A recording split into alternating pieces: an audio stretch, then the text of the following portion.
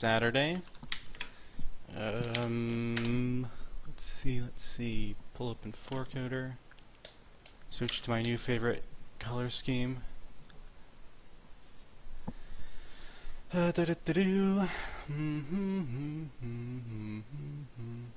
that's good. I guess I don't have Twitch chat up yet. That's a mistake. Let me get that up real quick.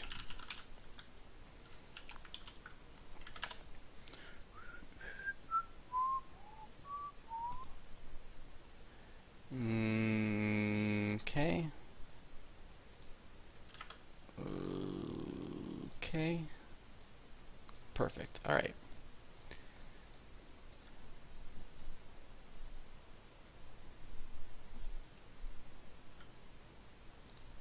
Alright, so I'm also going to pull up 4coder.com right here. 4coder.net, I guess, is the base one. Still, I should actually, I don't know, it's because the email was 4coder.net that I feel like I have to stick with it as the real one. But anyway, let's get to the code. So, let's see. This isn't 4coder Friday, so I'm not going to spend as much time poking around waiting for a crowd to show up. It's just going to be me programming, and it's on stream because there's nothing stopping it from being on stream. But okay, so my first order of business is this. Alright.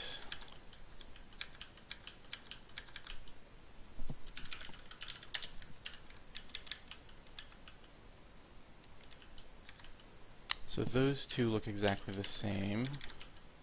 So let's try pulling that out into helpers right here that go, not sure what I'll call that yet, but it's definitely got to get done. Alright. So foo, you're going to take the app that you already had, and then just the parameters that are scattered throughout there. So there's the query string, and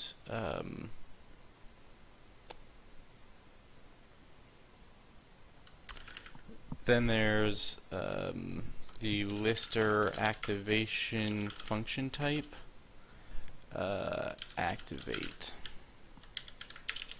So there's that. There's that.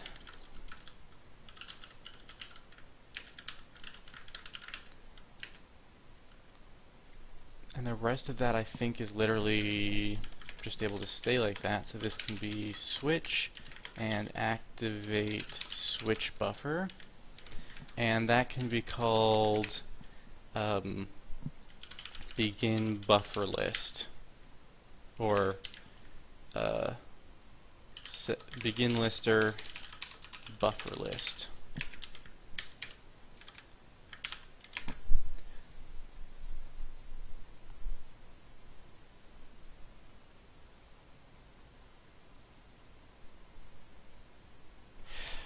So I have a question on Discord from Jim. I don't know if he's on the stream yet.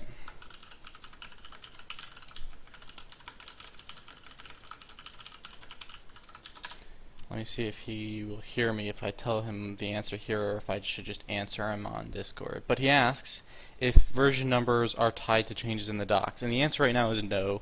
That's a level of architecture that I want to get. Okay, he can hear me. So that's a level of architecture I want to get to, and I have a plan to get a big update to the doc system once I've gotten through this change and the UI change. Then the next big thing I'm going to do is upgrade my UI, or my documentation infrastructure, quite a bit, both in terms of what's available on the website and in terms of what I parse out of the code. That'll take a little while. And while I'm doing that, I will probably think more carefully about versions, because I've thought about before the fact that if someone needed the docs for an older version of 4coder where I had an API that I've since eliminated, for instance, and they're trying to customize for 4024 or whatever, I don't really have a way for them to get to that unless they happen to save it when it was new. I have the data to give that to them again. I have all of the copies of the old versions. So I thought about if I should just post all of those, or if I should have a more rich system that lets you, that kind of combines that together. I'm still thinking about what I want to do. I feel like the smart thing to do would be to just have old versions available so that you can say, here's the version I'm working on, let me look at the docs for that version, and if you cared about when did a change happen, you'd have to, like, sort of bisect the versions yourself. But I mean, I guess I'd have to think about what the most common usage is for having that data. Like the data, keeping the data around isn't the hard part. It's more about presenting the data. What's the easy way to provide that data that's most useful and easy to implement? Like where is the right leverage level of providing the data to the work I put in organizing the data on screen for you, right? I don't want to end up spending 2 months building a really sophisticated doc browsing system that it turns out the only main usage was to download the version of the doc that you needed and not look at all the other stuff I did, right? So I'm still trying to figure out, I'm still thinking through what is and isn't a good idea there. So if you have ideas, please let me know. Okay.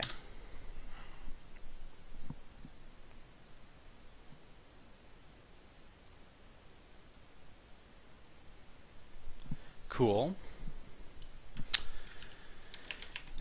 So that gives me the ability to just begin buffer lists with that. So if you ever wanted to do something like, make a thing that was like an action on a particular buffer, now you can do that by writing your action as an activate and then just calling this in your command. Boom. Buffer lists abstracted. Nice deal, nice deal. Similarly, we're going to make a begin lister file browser list, or file system list, I guess. And that's going to be a copy of what happens right here.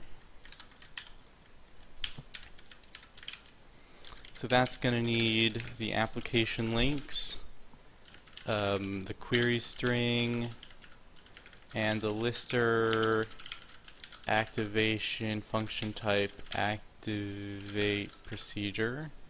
Generate hot directory, file list. Yep. Lister update UI. Yeah. Okay. So that stuff will also compress down into one more layer below that pair. That pair of things right there are also compressible, even though they're compressions of something else. So activate procedure, activate open or new, and query string. Alright, interactive open or new can now just say begin lister file system list app open activate open or new. Okay, so let's try plugging that in for these guys.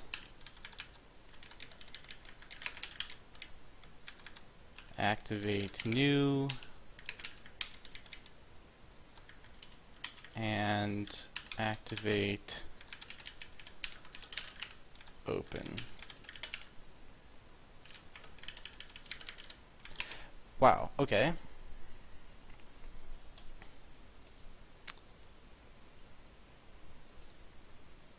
So I didn't bring my water, I just sort of started this thing out of thin air, and I'm just realizing now that I'm going to be really hurting if I don't have water. So there's that thing. Everyone, who's already hanging out, just queue up your questions, get something ready for me to deal with when I get there back with the water that will keep me going for a while. And I will see you in just a minute.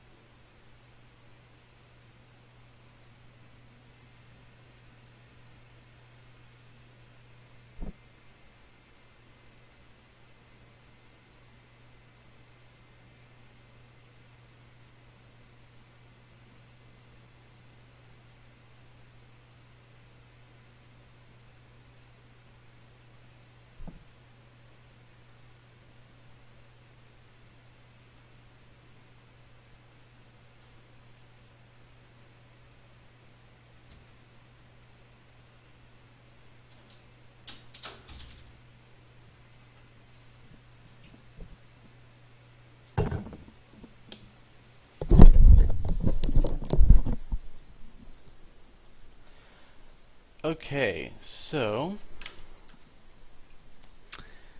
I think those are just working. I guess I ought to run it to be sure.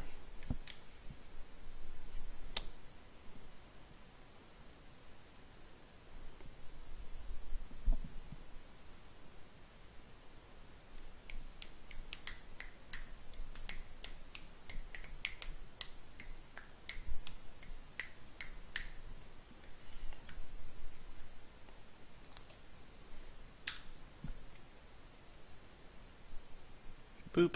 Running 4coder. Oops, didn't mean to split panels. Right, so one thing that's still missing is we're not doing case insensitivity or wildcarding when we do the file list stuff, which I think we want to do. I can't remember if it's always case insensitive or if it's only case insensitive on Windows. And I know that this here basically followed whatever rules the other one did. The other thing I said I wanted to do that I haven't done yet is pull up Task Manager and watch 4coder's memory. Do you know what Task Manager doesn't have that's really stupid? You can't pick a particular process and just fix it at the top. Like, you can't pin this shit to the top in any way that I know. Like I'm examining this thing. Show me just this. Anyway, let me just watch the memory real quick.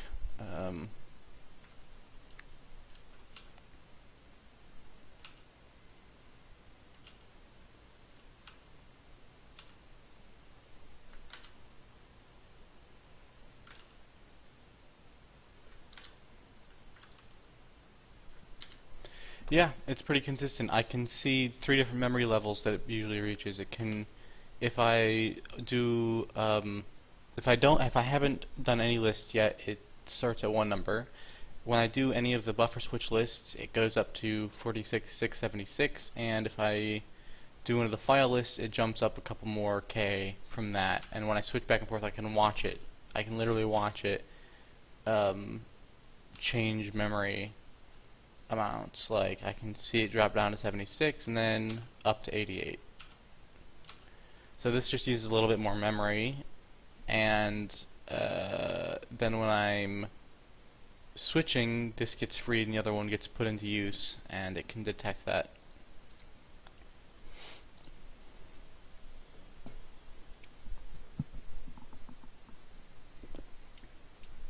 Yeah, so Jim has suggested another good usage for this besides just picking a particular version. A good usage for this discussion we're having about documentation and version matching, which is sort of generating a change list for each version so that the change, right now I have changes.txt that I manually write, and it's possible I could make that more like new API call blah, new API call blah, here are the docs for that. Change in API call new argument, or change in API call documentation rewording kinds of like things could be generated straight from the diff of the previous and current doc data. Yeah, that's something I might want to think about. Like, maybe instead of just doing what I'm doing now, I should parse the code and produce a format that I've specified for myself that's like, here was the state of the documentation for this version, and it's just a blob that I can generate a page from, and I can diff it for the previous version, or I can diff it against any two versions against each other. And that would be neat, because then if I have things that are like, oh, I recommend the change of changing all of your calls to not do app arrow. Like, I don't know if anyone remembers this, but back in the day, to do something like, where's something that I create buffer, you would do app arrow create buffer app, and then I just wrapped that. So now you would have to do this, but I just told people stop calling it this way because I've created wrapper functions so that you can just call it this way, right?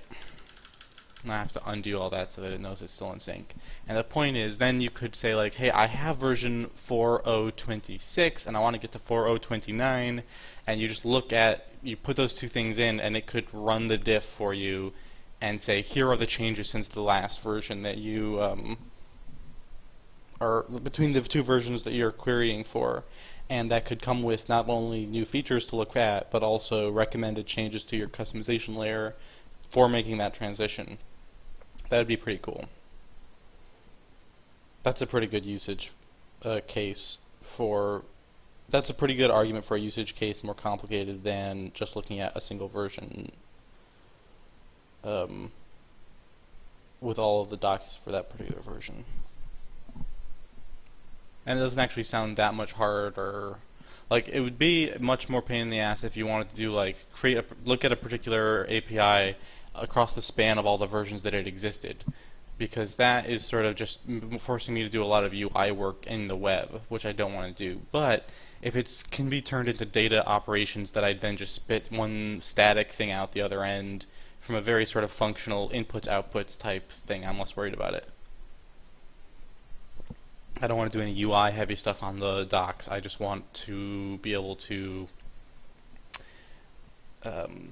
basically make static pages that you look at. But it might be that there are like an n-squared number of pages you could look at if you're doing version-to-version comparisons, in which case I might have to get a little bit fancier about how I create that stuff. I don't know. We'll see. That could also just be not on a website, but like an app or something.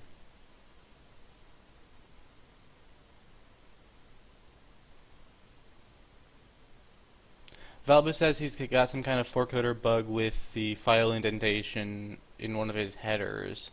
Why don't you email that to editor@4coder.net and I can take a look, if it's not proprietary or something. If it is, then can you look for a repro case? Like, find the feature that where the mistake first happens or something and describe it to me in an email, something like this. Alright. So that stuff seems to be working. Now I want to compress these two down again, which I think the most appropriate way to do that would be to put it one step up from here. Use default handlers.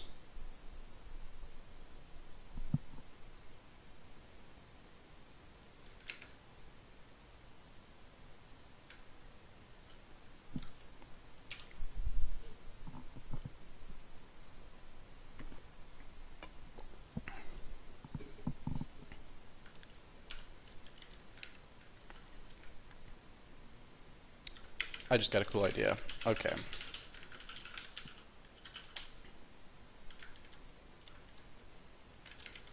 So now I'm wondering why it is that I didn't bother to just put all of these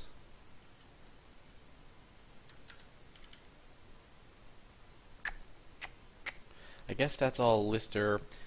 So list mode, I just want to eliminate the phrase list mode. It's all lister stuff.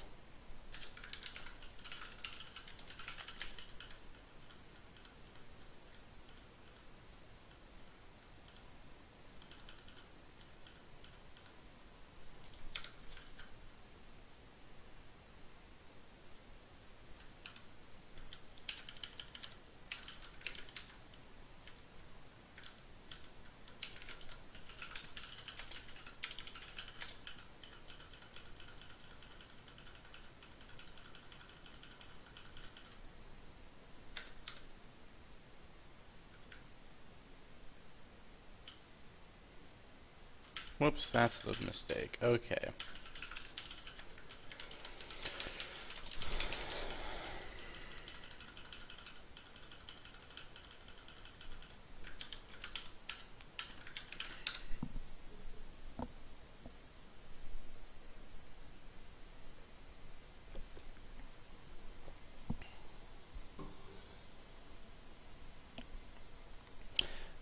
Alright, I'll keep that in mind. I'll look at documentation apps that I might want to have integrations with.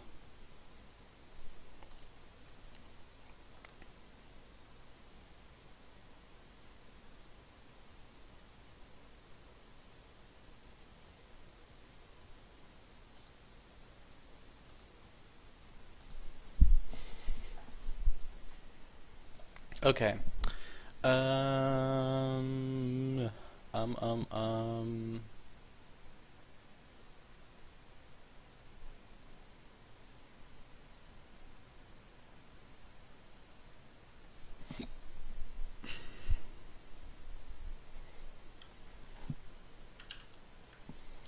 So we got that working again. Take me to this. Okay. Point is, these all say lister now, and so I want to change this to a list mode command into a lister mode command.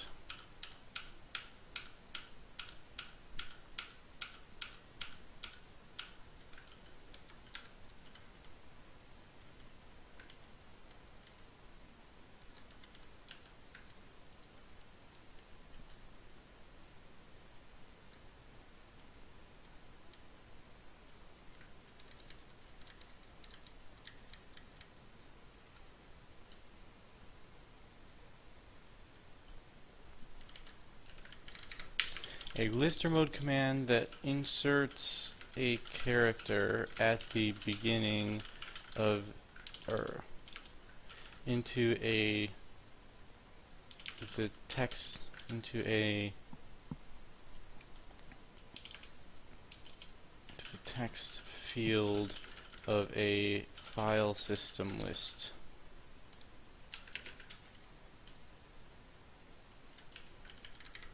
From the text field of a file system list. A lister mode command that dispatches to the lister's right character handler.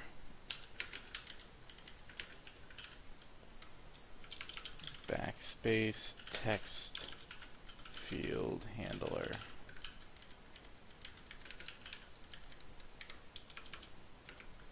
Move up handler.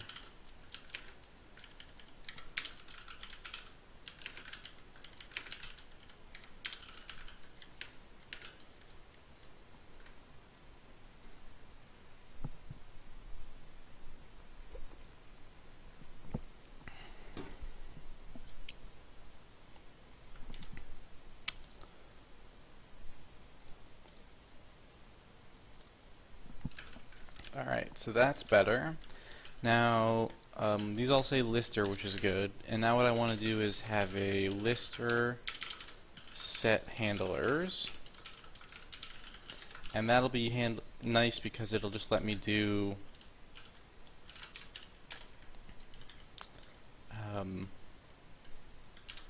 this can actually go in here. Lister, and then all of these guys I'm going to toss in.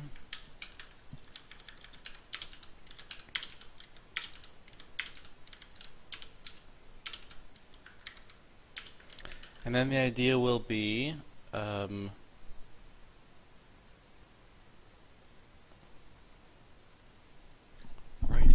wish we had named parameters though.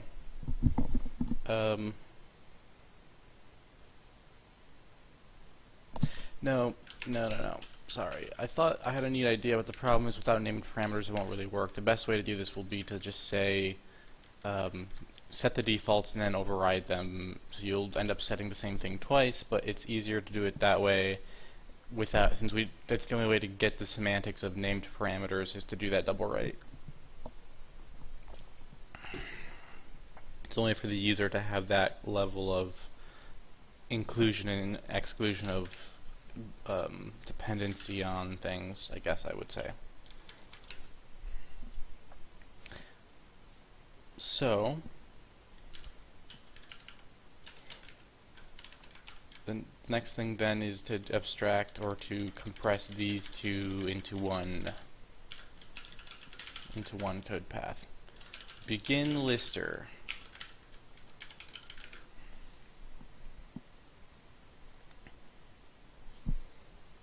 So begin lister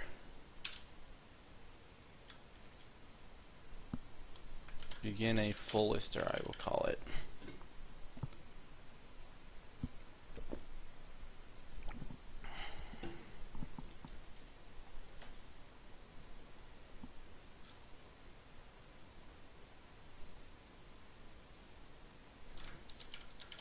begin lister full.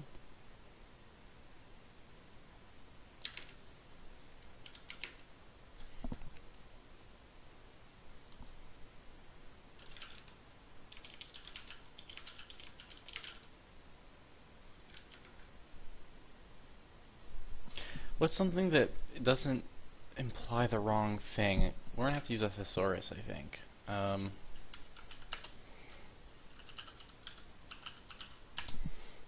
Begin lister, let's see. I'll start with full. What kind of synonyms do we have? Adequate, big, chock-full, complete. Could be a complete lister.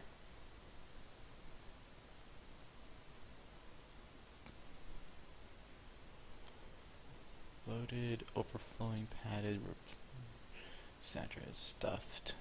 No, these aren't quite right. I'm going to try complete and look for more synonyms of complete.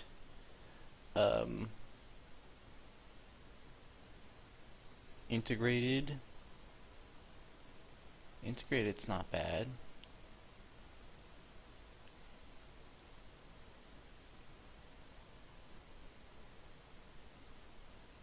I'm going to call it begin lister integrated.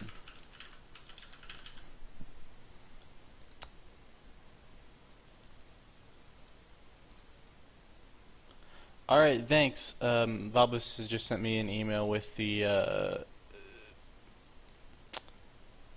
how should I put it, the bad 4coder indentation, which I will take a look at in just a bit.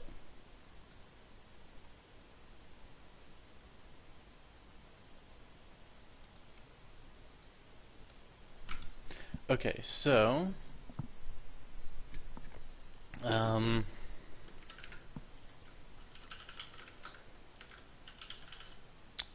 begin lister integrated is going to look a lot like one of these, but with more parameters now. So in addition to needing to know the query string and the activation, it's also going to want to know the refresh. So there's the query string, the activation procedure, the refresh procedure, and I guess it's just going to want to know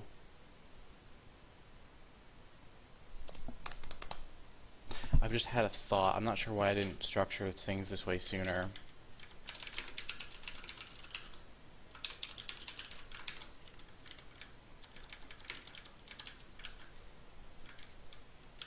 I think I'll put the user data in there too, maybe? No, maybe not. I don't know.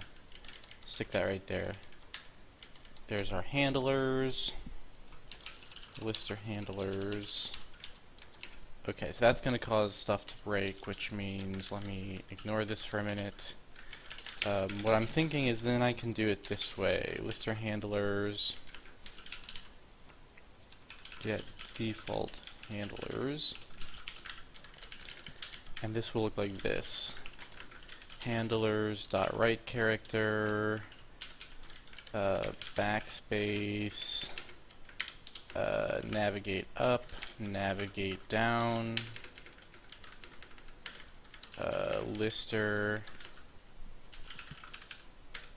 move down default, move up default, backspace text field, and write character. Okay, and then we can return those handlers, and boom, get rid of that. Okay, and let's deal with the fallout from that change. The reason I want to do that is because I want to be able to, I just like it better. I don't like having calls that you pass in a pointer and you change things in that pointer to get the defaults, as much as I like just being able to have a single name to the set of defaults and then maybe copy it around and, like, I don't know. There's something about removing the fact that that was a sort of stateful thing. I was passing in a pointer to a structure that was live and being used in systems and modifying it rather than creating a new structure, filling in some information and then acting on that information, letting the API outside act on that information. If I ever wanted to find out what are the defaults without having one of the listers be modified, I would kind of have been stuck in the old version. Now I can just find out what the defaults are without actually having to modify anybody. Right, and that's like a subtle little bit of coupling that is actually gonna bite me if I don't fix it. It's sort of my fish sensor going off. If we have Ryan in the chat right now, he's asking if I was demonstrating my fish sensor. That was my fish sensor just now. I was just something fishy about that, like that weird little coupling between finding out what the defaults are and modifying the state of an active data structure. I didn't necessarily want to have to create a dummy every time I was going to get the state without get the default without modifying that, I guess, right? Without modifying anything, I should say. Boop boop, boop boop. What else you got for me? Right. So now we don't use default handlers. We say state lister handlers equals lister get default handlers, right?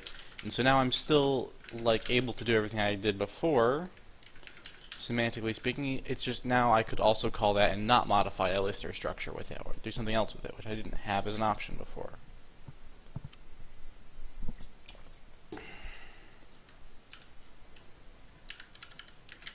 These need to go into his handlers like that.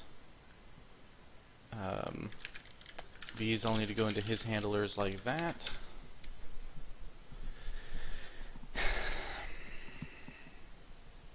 Okay, and now you'll see why my fish sensor was going off just then.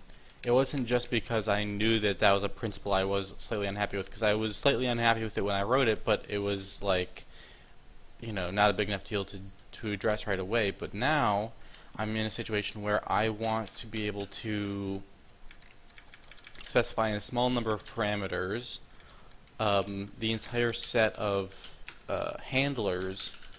So it gave me a reason to want to create that struct anyway. So since I was going to want to make that struct anyway, is like, why not just introduce this other fix where I'm not modifying the lister at the same time? Right? So now the reason that's neat is this code here can show up over here, and this is correct still, that's correct,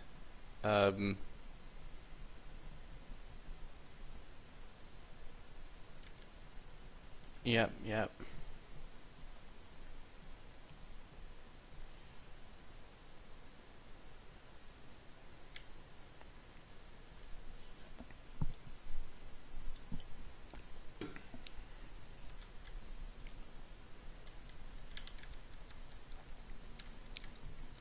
The lister state, probably do that correctly.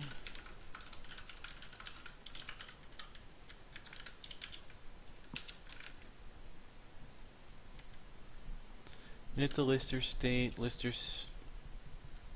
first init. That's a little bit suspicious, the amount of init calls I have to make there. Set the query string, and then here's where I set all those handlers. Instead of making that call, I can just say here is the handlers that I want you to use. And so activate and refresh will be coming in with that information. So I basically, this is all boilerplate up to here. Then I set the query string and the handlers according to the parameters, and then this right here needs to just change into calling the refresh handler. So I guess we want to say that all of this is contingent on the fact that we absolutely have to have a refresh handler. And if we don't, what we'll do is we'll say, put out an error message.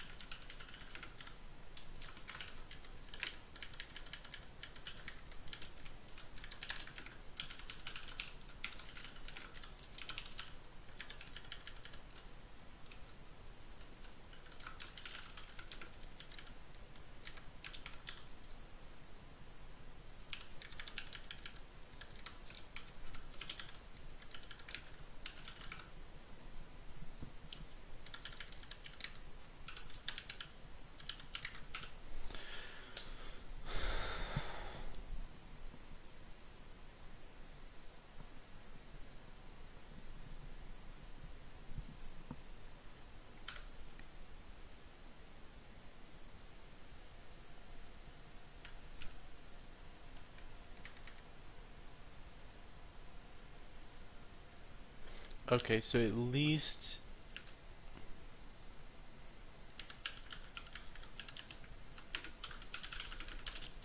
that much of it.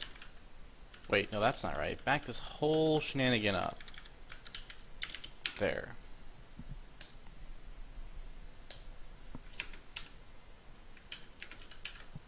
We can just grab the handlers.refresh, call through that copy of the pointer, and then update the UI after.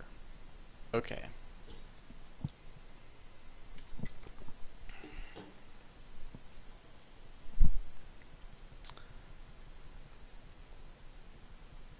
So there we go, we got a new feature in where we now are checking properly to make sure we're getting a refresh that we pretty much have to have if we're going to generalize over these two different calls that have a different call here and here as their primary difference. They basically set up the query string is already parameterized. They set up handlers differently, and they set the refresh, they call the refresh a different refresh right here basically. But in both cases the refresh handler is equal to the thing they're calling there, so that can be coupled in our new the new thing we call right here. The rest of it is just standard old boilerplate, so that's good. Which means these can now be rewritten. Right? If that builds at least. Alright. So instead of all that, which I'm just gonna leave sitting there so I can read it off of it while I get it up and running, this can be a begin lister integrated. So this is just a wrapper for that, which means I just need to get a structure of lister handlers here, and those handlers I will get them by getting the default handlers, and then I can set yeah,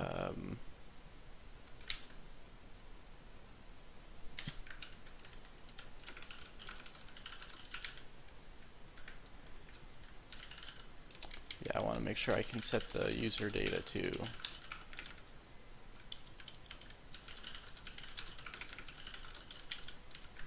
We'll propagate that up through the system.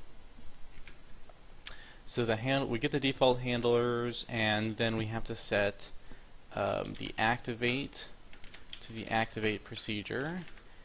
That's parameterized right there. The refresh to the generate all buffers list. That's implicit in the fact that this is a buffer list that we're trying to begin. Generate all buffers list. And then we can call the integrated buffer list start kickoff function right there. This same basic script, you know, get the default handlers, set activate, set refresh. We also want to set right character and backspace to use the file path versions. So now you can see that I'm getting defaults and then overriding a couple of them because I don't have an easy named way to say, hey, when you're setting defaults, use this and this, and just like inline the ones I haven't manually set. Which is frustrating, and that's fine though. This isn't gotta be fast, or like, you know, we don't have to. This isn't the kind of code where I need to lay out each instruction and make sure I know what's happening. Yep, Jim asked, this is all custom layer stuff, right? Yeah, this is all happening in the custom layer today. Or at least so far it has been. I'm just reducing code duplication from the stuff we finished yesterday.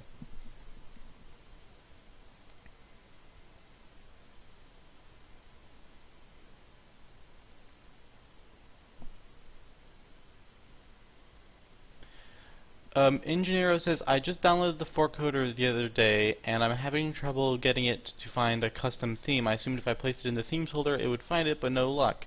That's weird. That should work. That's how it's supposed to work anyway. You just put it into this themes folder, and I assume you've matched this format, right?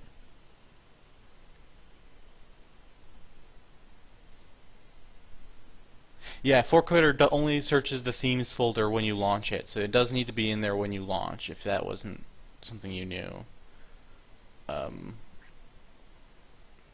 but yeah, you should be able to just add it and it will find it. If you check the messages buffer, because it should print some kind of error or something if it had a problem parsing it, because it might be that it for some reason failed to parse your theme file and then it wouldn't show up there. But if that happens, then there would be feedback here in the messages buffer at the bottom. So make sure you've checked that.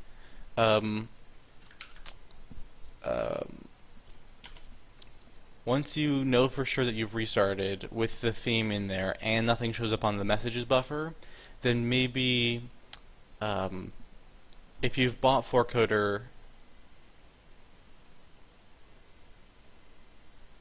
then the other question is, did you change anything in the custom layer? Because there is some code you could have changed in the custom layer that would break this.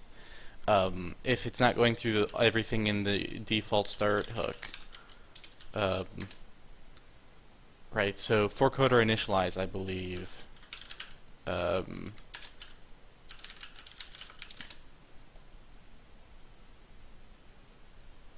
Yeah, so this is the code path that loads the folder of all the themes. So if for any reason this code path isn't getting lit up, then your then that would explain it, except that you would also not be able to see any of the other themes. Like, that would mean all of the themes would have disappeared.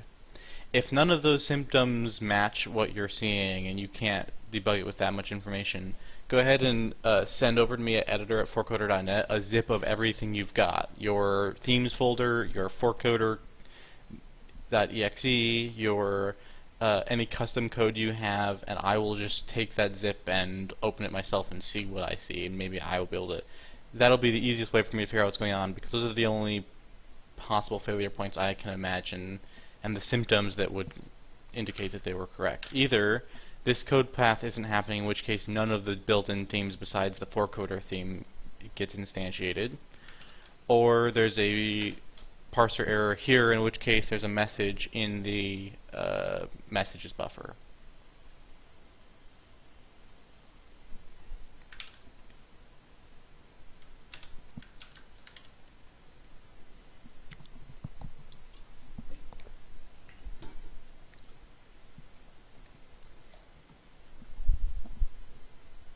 Okay, so I was working on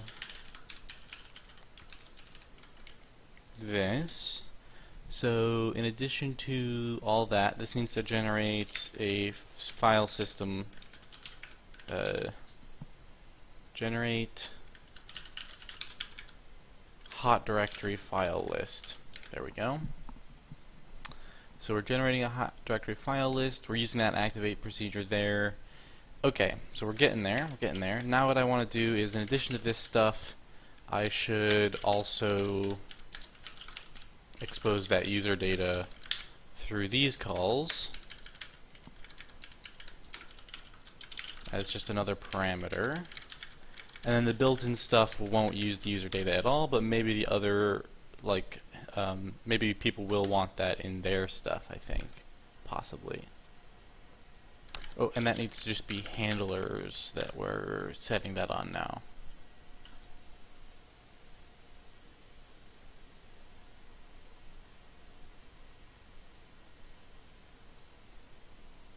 Great! Glad you found it.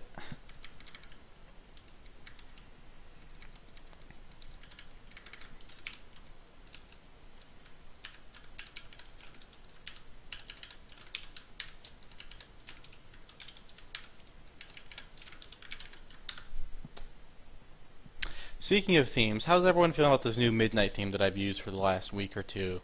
I've started using it at work. I'm like really digging it.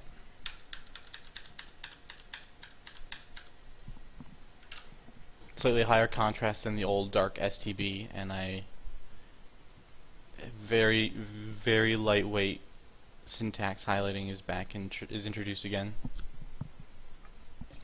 It's basically 4 colors now instead of 2. There's text, yellow text for everything that is a literal or a keyword, comments, and then preprocessor is a brighter white.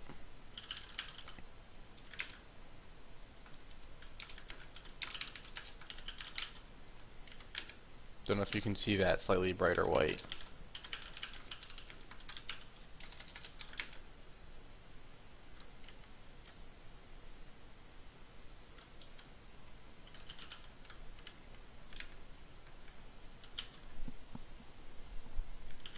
Alright, so,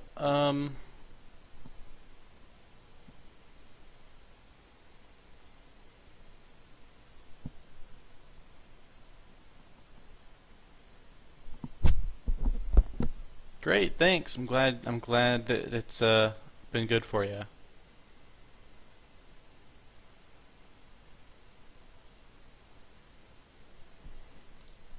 Okay. Let's take a look at so that's all the built-in list. We've done the code compress. Okay, right. There's another thing I need to compress still, which is these different activates. The activates for the file stuff are too complicated. Basically, there's a couple of phases, and the interesting part at the bottom is that like what you do once you know what you're activating, but there's sort of a complicated like process of figuring out what thing you are actually activating, because unlike the buffer thing here, sometimes with these lists we don't actually care about the thing we click on or the thing we are hovering on when we activate it, but the text that was in the text field when we activate it can also be a part of the thing we're trying to activate. Like for open or new, for instance, if we didn't activate an item, we can still be activated through just the text field. For new, we use the text field even more frequently, and then for only open, we use the text field never, right? But that means that which thing we are activating is dependent upon which of these actions we're doing. Then, after that, there's another layer, which is that even once we know what we're activating, what we do gets slightly different. So for one thing I'm going to eliminate is folder. I thought that would be a nice, clever thing, but it actually just adds more separation between these than was already there. So is folder is what happens when user data was not 0 and the file name had a slash at the end. Okay, so let's compare what the actions are here. So all of them, when they are in, notice that they have a folder, they just set the hot directory like so, right? Set hot, continue, refresh, yeah. That's identical, yeah. So all of them do the same thing there. What do they do when they are not activating a folder? Well, this creates a file with a flag. So that's the only difference between these, I think, is that one of them is using a flag and the other one isn't. And what about this one? This one matches this one exactly, which is that it doesn't try to always new the buffer that it creates. It's okay with creating a buffer that was not new, right? And it'll just pick up the contents of that buffer rather than emptying it.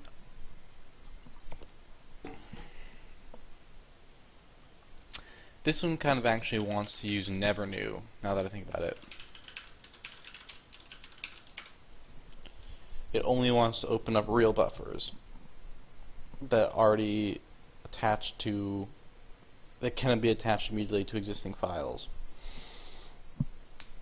So they're all kind of a little different when they're done absolutely correctly in terms of how they activate here, not in terms of how they activate here, which is almost just a feature of how any file lister would work, but maybe you want to be able to customize that. Yeah, they have a lot of very similar structure and then just subtle differences that makes it hard to imagine the exact compression. This part here is identical across all of them, which is, you know, the most interesting part, which is if it doesn't already have a slash at the end of the full file name, it puts one in, right, and the full file name it gets from a hot directory. So this part here is basically get hot directory with file attached. We could pull that all the way out and put it into the helper Um,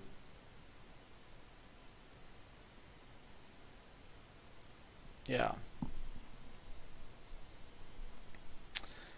So that would reduce the duplication a little bit, make things a little more easy to read.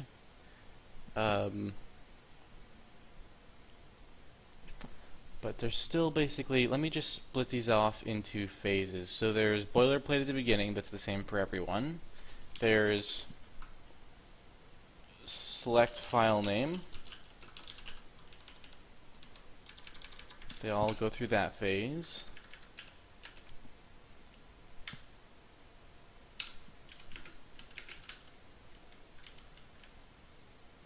And let's see, they all basically do that part differently. This one only takes a file name if it's activated an item. This one will take a file name. It'll just use the front of this directory if by default, and then it will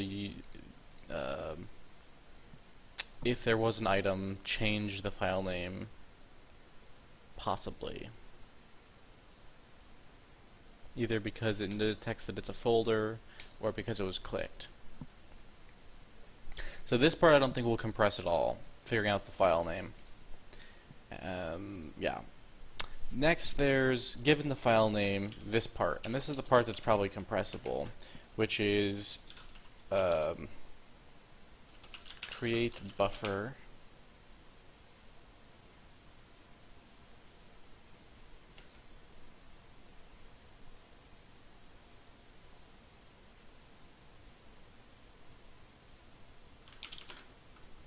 open or new file at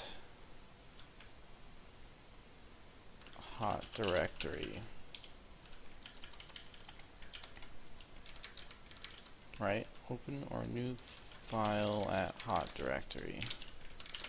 That's basically what's happening here. And these are almost identical everywhere in terms of the number of lines total. There's sort of a ratio thing happening, right? Given the number of lines total that we're looking at, yes, there's a change right here to all of them share in common, but besides that, we said that all of this is identical, this part's identical, yeah. So literally everything from here through here is completely identical. This one line changes, and then the rest of it's identical again. That means that's just a parameter. And the action that's happening here is that we are opening or creating a new buffer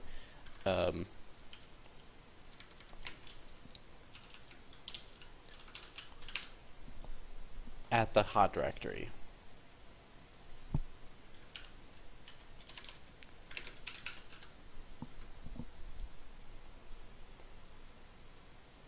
And the only weird part is we have to find out what it wants to do with the lister there. So here's what we're going to do. We're going to call this activate.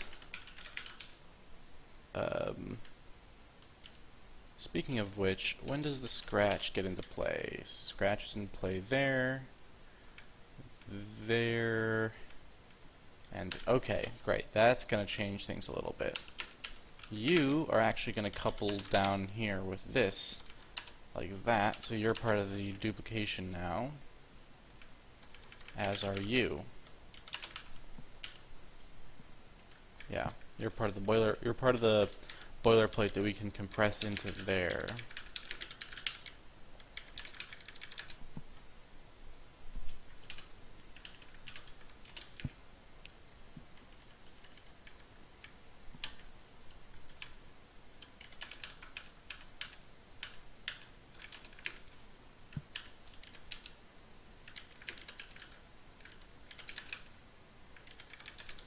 Okay.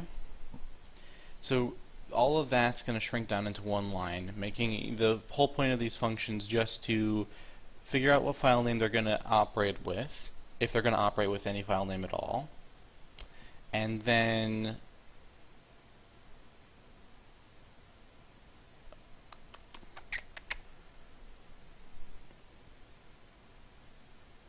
I don't know if I want that to be in the duplication or not, actually. Not sure. Maybe I don't. Because what I could do is push this into here, like that. I think that might actually be even better.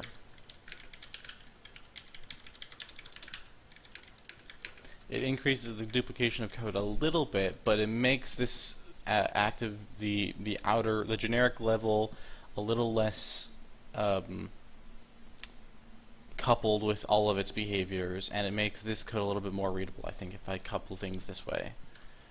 Open or new.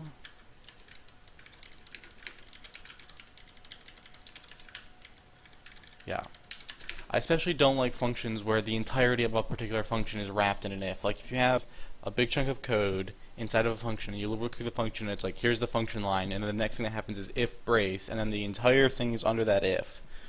That's not usually the right place for the if, in my opinion. I usually like the if to be outside the function call, wrapping around it, not inside it. I don't like calls that are like, speculatively maybe do an action or not. I want a call that's like, always do this action, and if I want it to be speculative, I will do the I will make the determination about whether or not to do it explicitly anywhere I call this. For some reason, that's one of the things my fish sensor will pick up on. So, now we want to dedupe that part I just pulled out. That's going to be called activate, open, or new generic.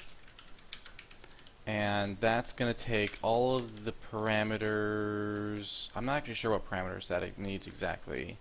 It needs the view.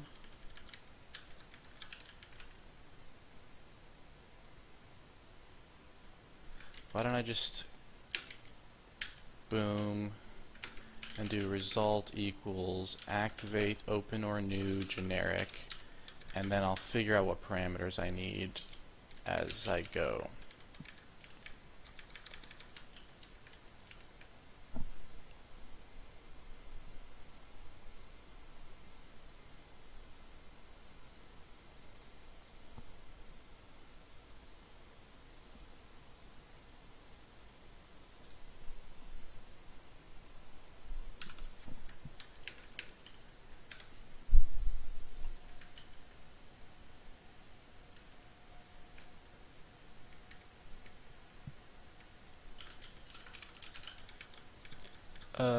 Alright, so the full file name comes in there, but I need to pass in the file name here.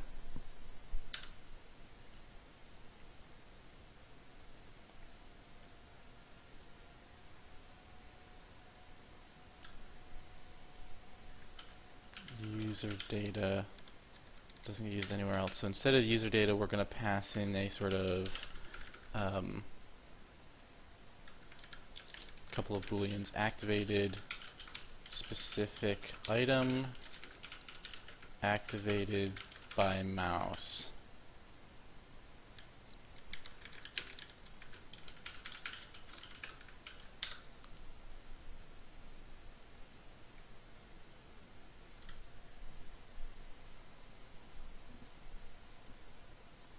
Ooh, I don't like the way that that actually feels either.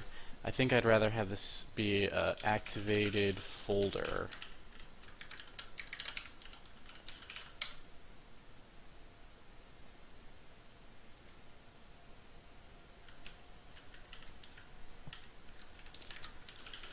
Mr. Activation code result equals 0.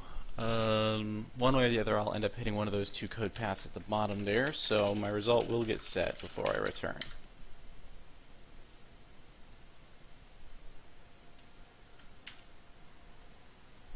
Okay, so activate, open, or new generic. App, view, file name, activated folder.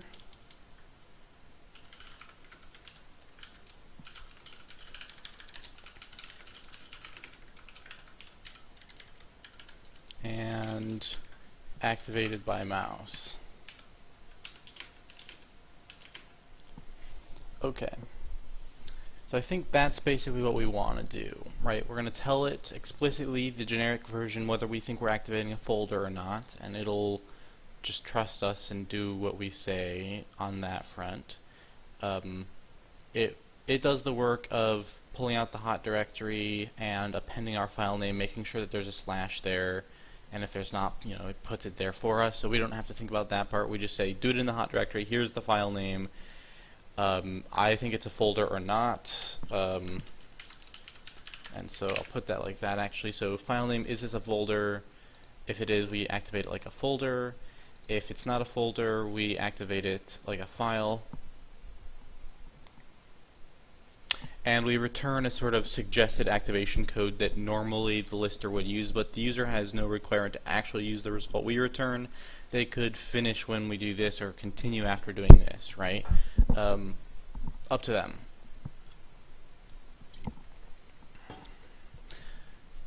You just have to ignore the return value and decide what to set the result to for yourself in that case.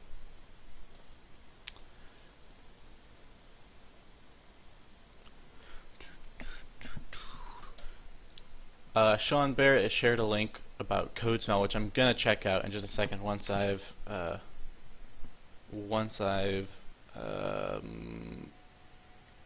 finished this train of thought. So,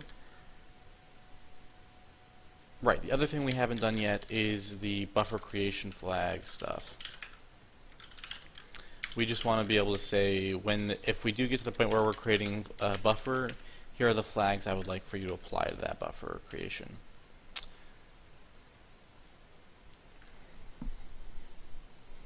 So I need to have a better name than this, I feel like. I want to describe what this does. Open or new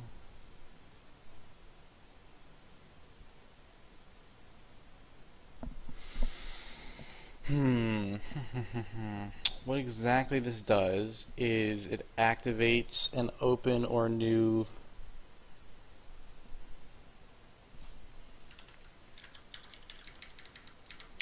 file. I don't know. This is actually not a bad name for it.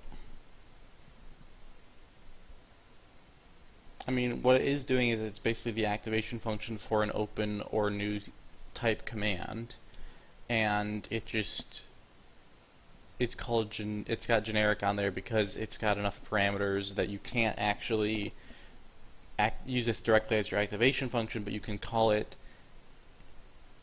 pretty easily from any more specialized version and get what you need. I feel like that I'm okay with that name.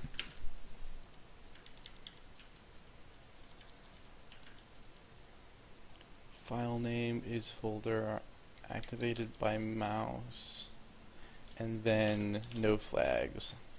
I'm going to put buffer creation flags with that too.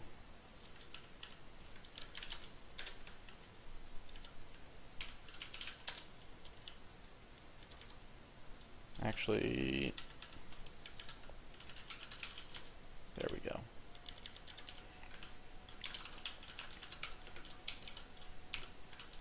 I'm just doing that so that I don't have a 0 sitting there that I can't remember what the 0 even means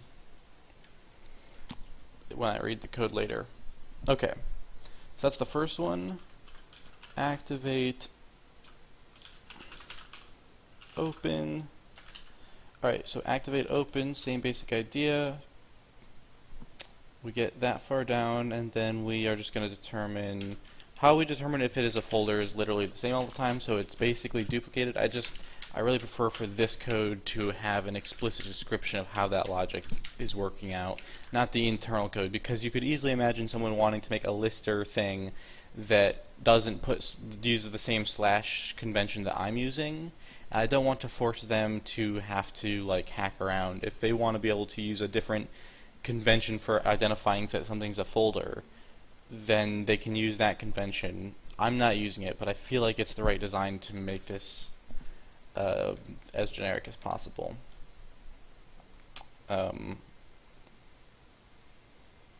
It's not a very painful duplication, I guess. And that would easily be a point that you would change if you were making your own list of files. So in this case, the only difference between this and the previous one is that the flags need the never new, and then we can clear this up.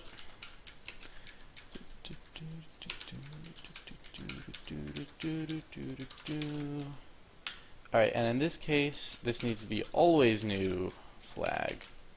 Alright, so that's quite a bit simpler on all of these. It still looks a little bit like these are a bit wide. They all have the same basic structure. Figure out what file name to use, and then depending on what file name they receive, decide what to do. First of all, they do the check themselves to make sure that they have a file name they actually are interested in trying to use, and they all agree to never do anything with an empty file name. So that just happens to be duplicated, but I don't really want to cram that in there necessarily. Let me reconsider that one more time, because there's a good argument to be made that the generic doesn't actually work if it has an empty file anyway. You know what? I've shifted my mind back on this point, I think. I think that I would put this if in here, because if I don't, this is just going to be an assert in there anyway. And then the user doesn't have any way of saying, hey, what is the default behavior when my size is 0, besides to go and read the code that implements default behavior. If they wanted to get default behavior by always going through this thing and saying, hey, what would be your default behavior in terms of what result we do next, they would like to be able to call this with a size 0 string and find out what the default behavior should be, I think.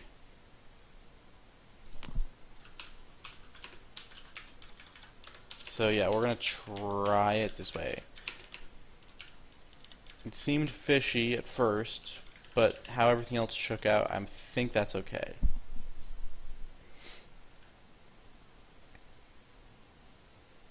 And the fact that there would otherwise just be an assert there anyway means that this is just a slightly softer version of that makes it, I don't know, it makes it more likely that you would accidentally not handle that case correctly, though, right? If you wanted to do something special when the file name had a size of 0, having an assert here makes it less likely that you would forget that case, because it makes a louder error, whereas this might just be a bug now rather than a crash.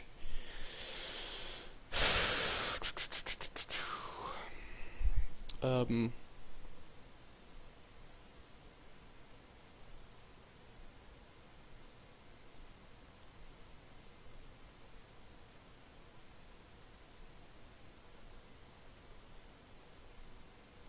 don't know. Actually, my quote-unquote fish sensor is smelling fish in both directions, so I'm going to go with this one just because it means smaller line count.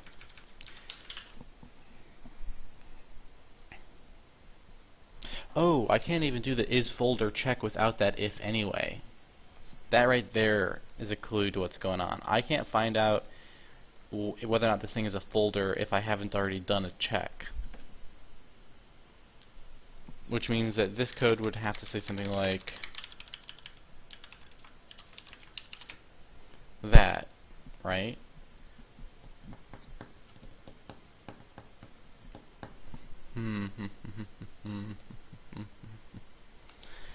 Which do I prefer? This is a really small detail. I'm not sure why I'm letting this get me hung up. I think it's just because I don't like having bugs that involve fiddly nonsense like this. This used to happen a lot with the jump lists and determining what view, like there's all these different things, like when you run a command that builds a jump list, what view does the jump list show up into? Then when you're stepping through it and you press enter, what view does the jump that you jump to show up into, and what, like, does it replace the view that had the jump list, or does it go into the other view? And if it goes into the other view versus if it doesn't, and if it opens the list in this view or in the other view is like a 2x2 combination of different ways things could work, and getting it all to like settle in a way that feels right in every case was a chore. I'm still not sure it's correct, because if I do this, that makes a list of everywhere where it says file name in the code base. If I do this, it puts it in the same view. And I'm not sure why I set it up that way. It might be that it just is a feel thing where those commands have slightly different feels and it feels right to do it that way, but I haven't quite figured out why I thought that. Like, recently I've either forgotten it or I never actually did think about it. Anyway, point is, this is the kind of fiddly thing that that if a user is trying to use this and they bump into it, I'm trying to minimize the chances of it being hard to describe what they're doing wrong, and I'm trying to minimize the chances that they bumped into it in the first place, and all these different things. I'm trying to weigh what's best. I feel like this is better.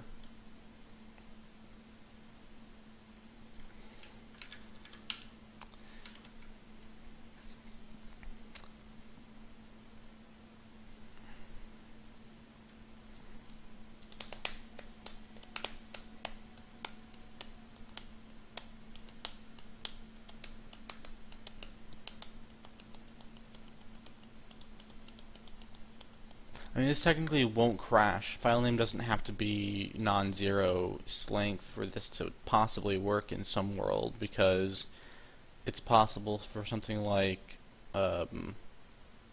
this directory set hot, for instance, to actually do something, maybe? Well, you're getting a hot directory here, adding a slash, and a zero file name. That wouldn't change anything. Create buffer wouldn't do anything. I guess if you pass in a file name 0 here, what would happen is just nothing happens, or possibly you get a weird empty buffer.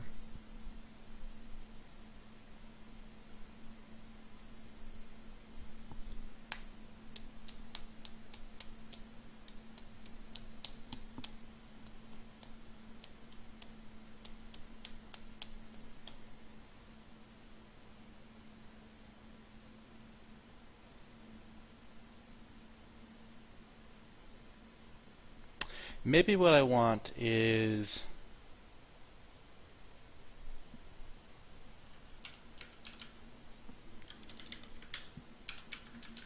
both, actually.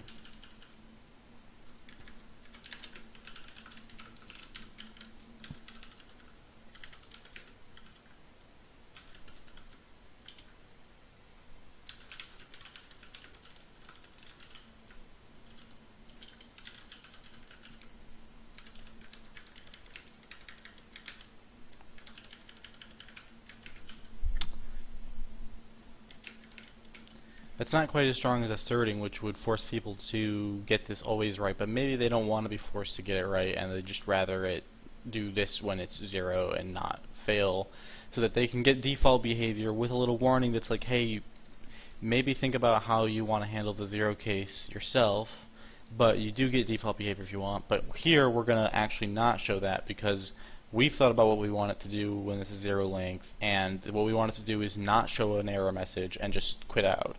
I feel like that's the right way to do this, maybe.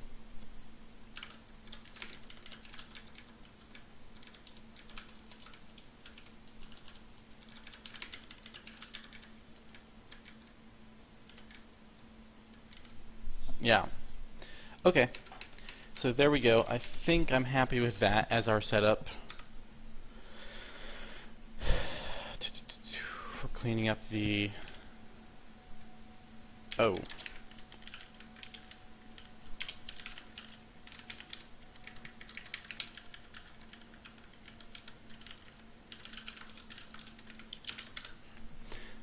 For cleaning up the thing, the problem, the duplication problem. Whoops, I wanted to hit Alt-N, not rebuild. Clicked. You don't have clicked? Oh.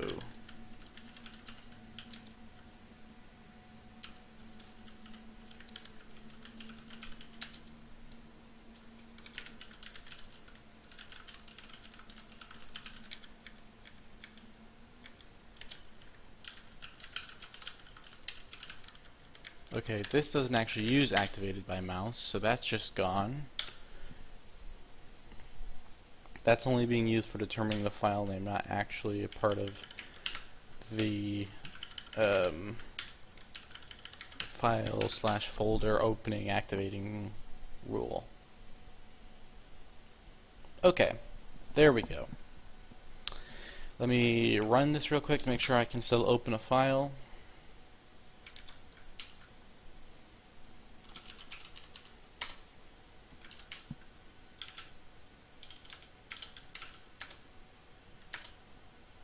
Perfect. Okay. Let's see what code smell means.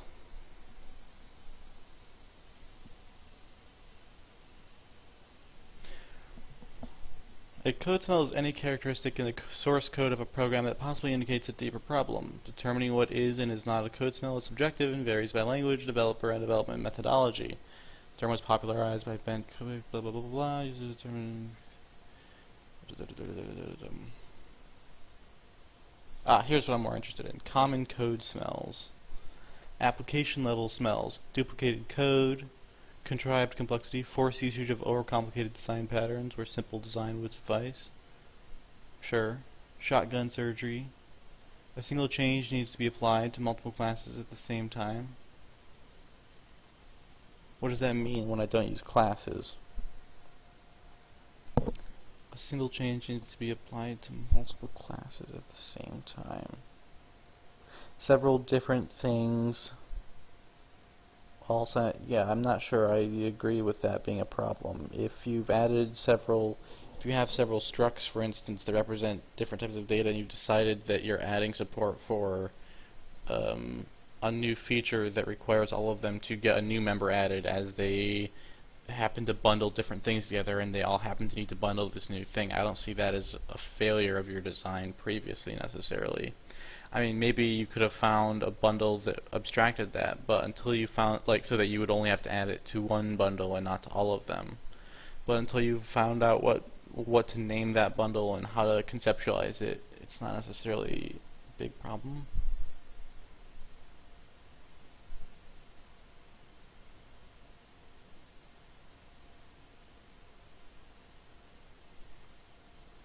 Long method, excessively long idea. Yeah, so I feel like code smell is obviously a thing that everyone feels, and the problem is if anyone tries to make a list of what things they think are bad code smell, they're just going to piss off everyone else who knows that they know better. Which, I'm obviously on that list because that list was like only 10 to 20% hitting things that I would agree were problems that I generally... I mean, a lot of them were problems that are more like, if you've ended up in a situation where you're thinking about that, you're already... You should have noticed problems sooner, maybe? I don't know. Those are problems that I couldn't have had, so that I couldn't have developed any sense of being sensitive to them.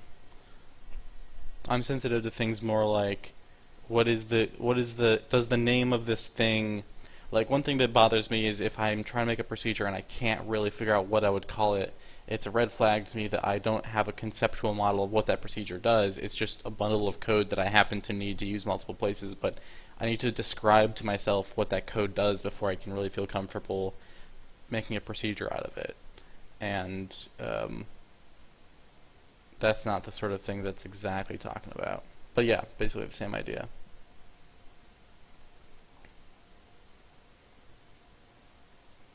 It's sort of, I think, after you've been burned by a faint sort of pattern emerging in your code once or twice, you just develop an aversion. When you see that pattern developing, you figure out, okay, if I go down this road, that pattern will develop, so let me just try something that isn't going to go in that direction necessarily, just because I know that I didn't like it last time. That's how I think it develops for me anyway. So, we've done the compression stuff we needed to for that. It certainly looks a lot smaller. We used to have the big complicated thing here on all of these. Now we can easily fit two of them on the screen at the same time, which is a nice improvement, right? We had basically all of this duplicated 3 times. So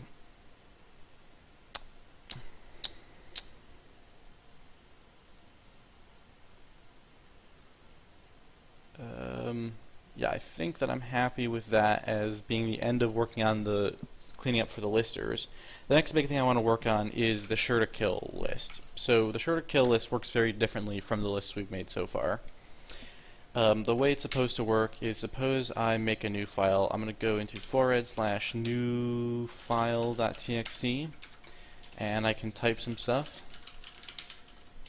you know, a little test data, and then I can save it. And so, ooh, why can't I save it? Something wrong with how I made this file? Why won't it save? Alright, let's debug that first.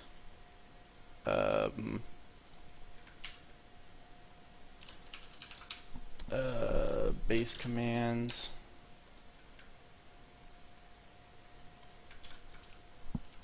Save.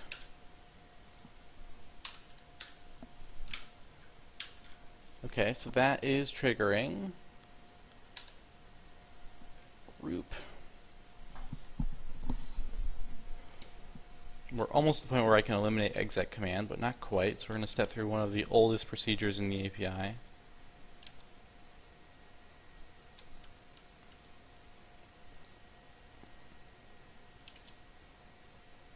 Yeah, you can tell this is old because I would have written function does not equal 0 here.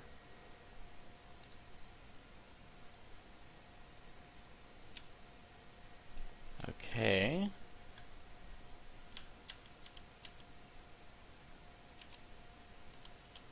So the file is marked ready. Can it save? Yes. So apparently if you try to save, it's like a low-level feature that it won't let you save the file from this command if the buffer is not dirty, which is interesting. But it was marked dirty. We had the indicator. It said it was dirty. Save to file name. Uh-oh.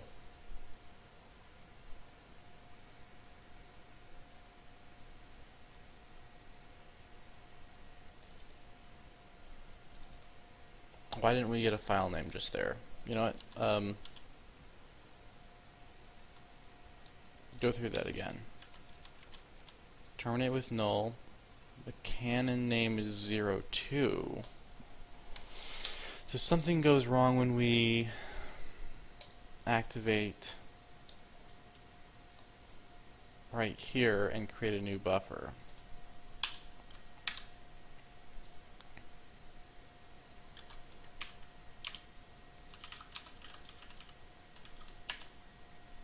What's going wrong here? Okay. Full file name. Uh-oh. How did the file name already have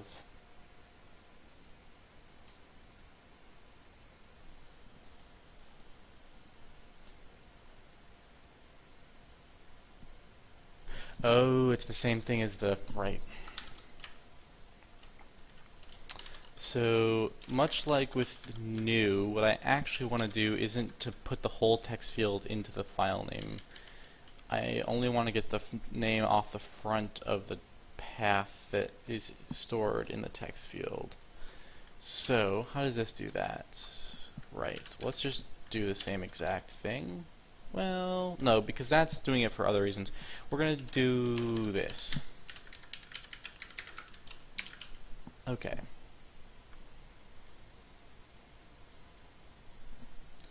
I know, it's actually bugging me a lot, because I'm going to have to read that again probably, so...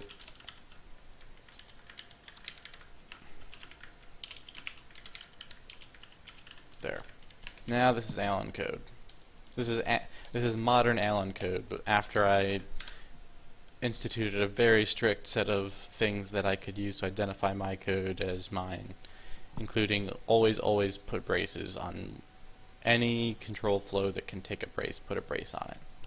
Doubly so for every option.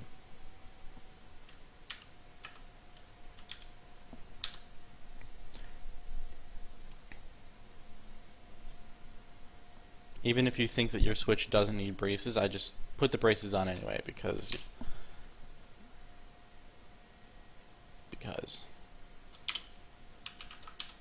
you don't want to end up in a situation where you have to manually type in all those braces mostly.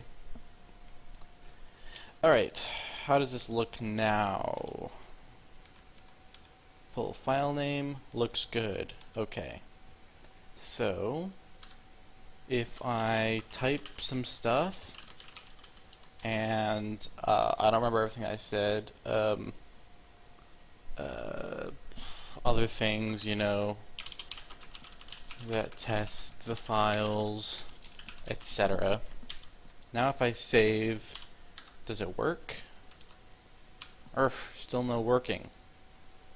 Okay, so like I said, probably have to step through this again. Save. Show me what goes wrong. There's the function.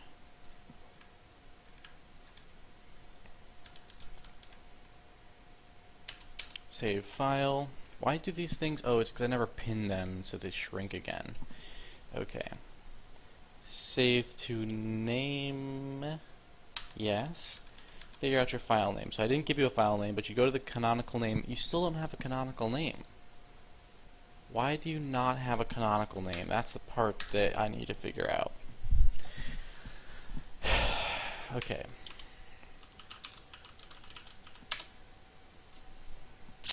Go in here. Go in here. Go in here. Pin that down so that I can zoom in on it and let's see. You can all read what's going on. Alright. There we go. So here's the file name. Get canonical name. Okay, so it came back with a canonical name from the C drive. Good.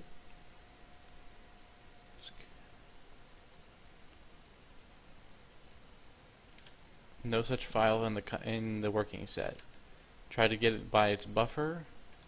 No such file there either.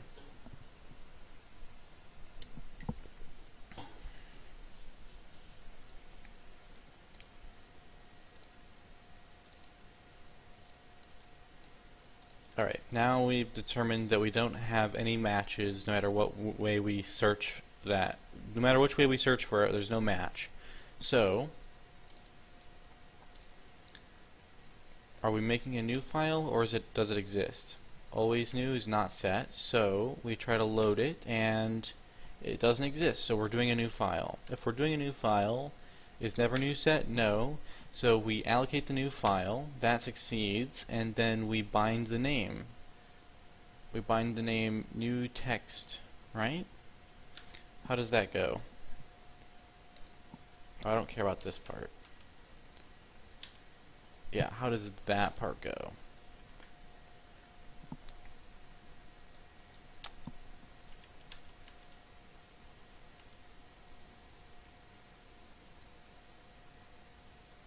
We find out the list of conflicts.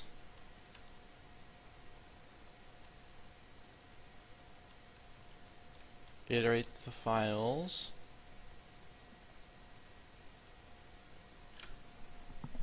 Why do I iterate all the files? I must have been really, you know, there's a lot of places here where,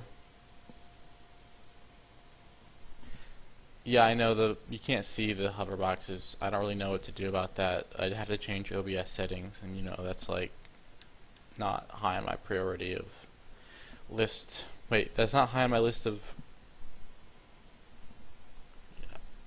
you know where I was going with that. I'm going to leave it alone, because I'm not exactly sure what phrasing would work there. File name came back 0 already. File putter canon doesn't have a canonical name.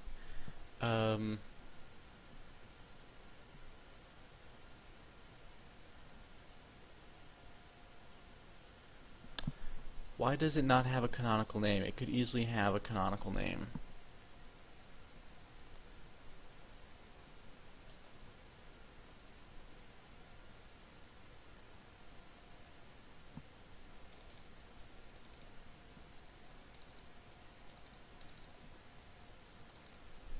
Why am I not binding a file? Oh, the file doesn't exist yet.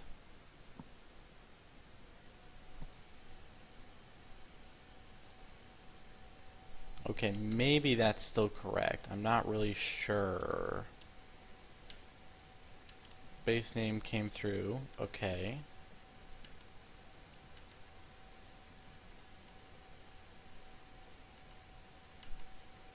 We pass this through the buffer name resolver.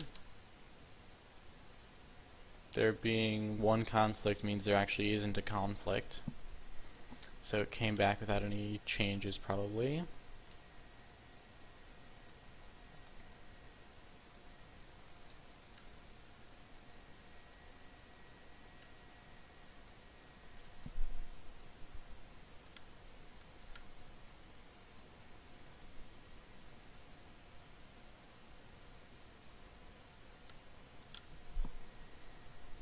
Then we trigger the low-level name binder that binds the name without doing resolution or conflict resolution, and we are promising it that we haven't got any conflicts when we do that.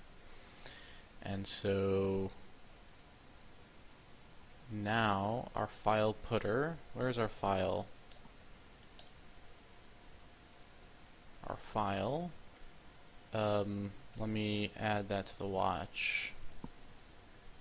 Even though it's now visible for you, it's still super small, so sorry about that part, but I needed to put it over here anyway. The canonical name is still empty, the unique name is new text.txt, and the buffer base name is new text.txt, but we didn't bind a file name.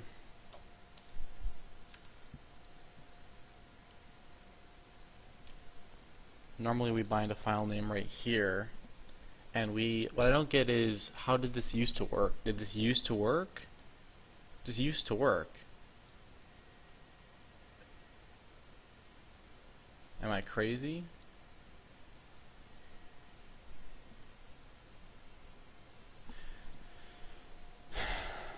It would do a new file, it would come through here, it would not bind the file name because the file doesn't exist, so that won't actually work? Is that what's happening? Or what? I'm not sure. So either way, we don't have a canonical name, we don't have a bound file name on this thing.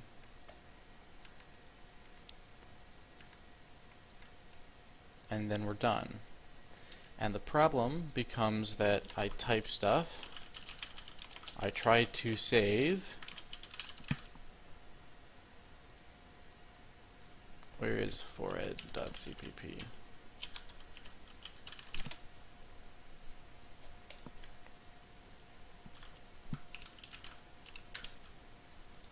And that brings me to here. Oh, I already had that bound. Well, we can skip to here. This is where it gets interesting. Technically, it gets interesting right here. So we'll actually put that in and remove that one for the future. So the file name was 0 because we don't have a file name to set for this. We attempt to get this thing's canonical name and it doesn't have one. How did it ever work?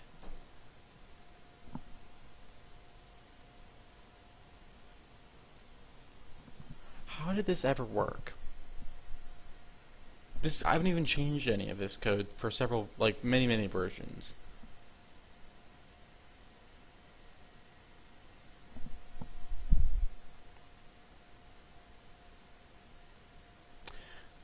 oh, it didn't used to go through this path. Maybe create buffer has always been broken, but I wasn't using create buffer to create new buffers like this. That could very well be.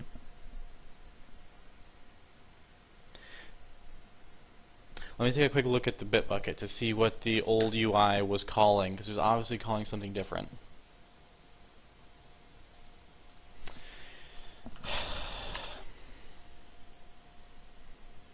It must have been going through a different low-level option.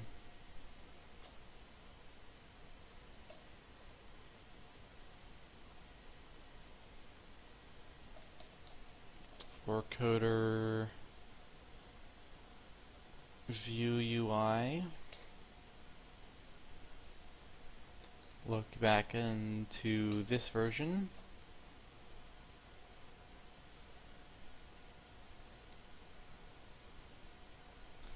Alright.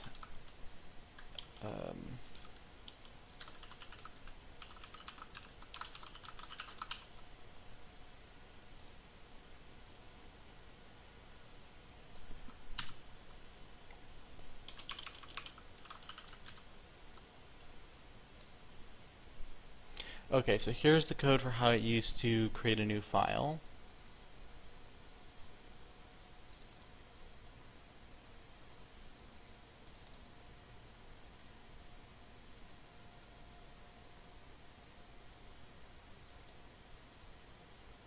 Aha, okay. So it basically just implements its own logic for what new file means right here, and there's no low-level equivalent anywhere. Which is weird.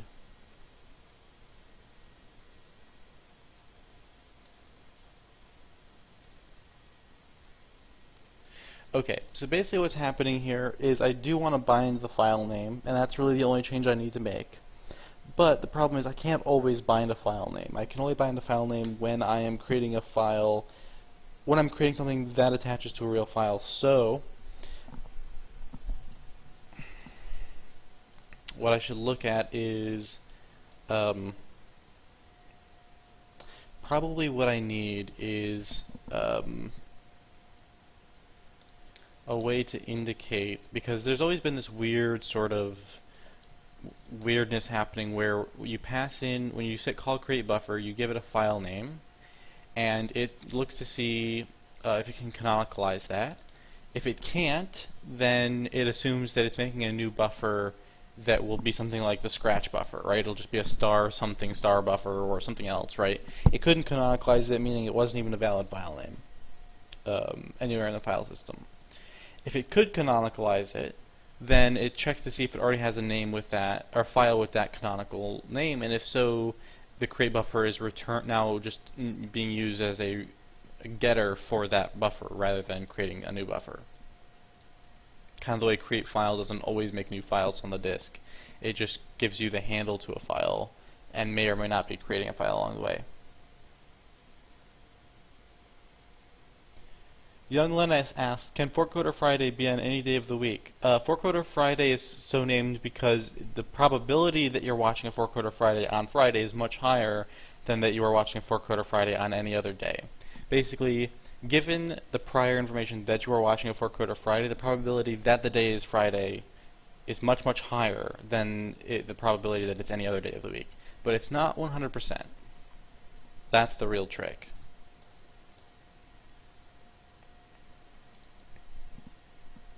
Okay.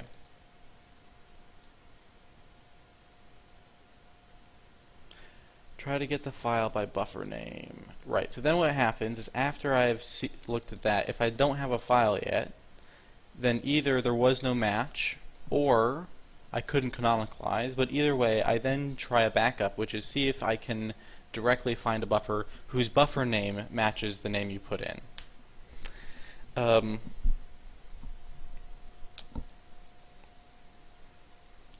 If you still don't have a file, then we go ahead and allocate a new file, a new buffer, and decide what to do with it in terms of do we attach it to a file or not.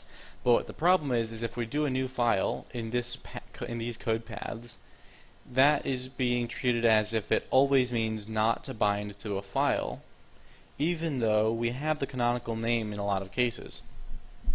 So what I think we want to do is say, if we detect that we found a canonical name, then just bind it here, but we also want some kind of thing to control which of these we're actually talking about, because right now there's no way to say, hey, here's a thing, I don't want you to look up the canonical names ever. This is not a file attached. I'm making a buffer here that shouldn't have a file attached. This whole API, I don't really love it. I want a smarter way to say that you have the idea of making a buffer and giving it a buffer name, and then later attaching a file or other possibly non-file type backing object to that buffer. And this doesn't really give you the ability to separate between them. It just is sort of doing I'm going to try to be smart and deduce the right thing to do from a super high level call, and I'm not a fan of that at this level of the API. I'd rather have this sort of as a wrapper around a lower level thing that the core exposes, rather than the core being the one that exposes this very, very high level call. Because it makes it hard to get more specific from the custom side about what you're trying to control, what you're trying to do.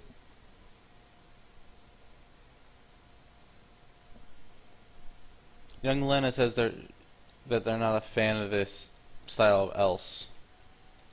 That's funny.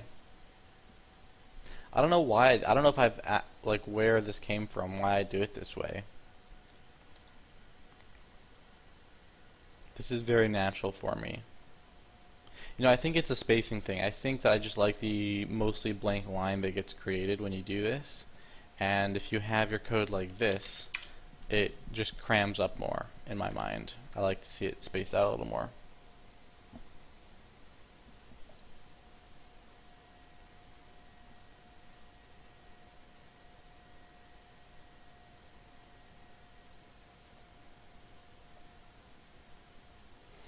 Okay, so I think for now we're going to try to make this API work. Obviously, I'm not going to write a whole new low-level API right away. That'll be a plan for another time.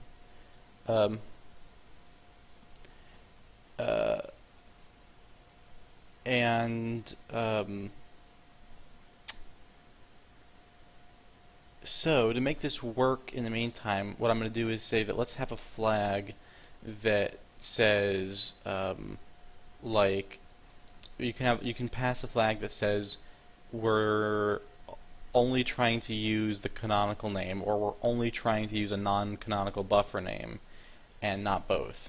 And then if it sees that it's doing a new file and that it has a canonical name, then that means that the user could have prevented that by saying that they were not trying to get a canonical name. So if we have a canonical name and we are doing a new file, then we can set it with the confidence that the user is expecting that. Or that they should be expecting it given the way they've called it into us. Right? So we're going to introduce two new buffer creation flags.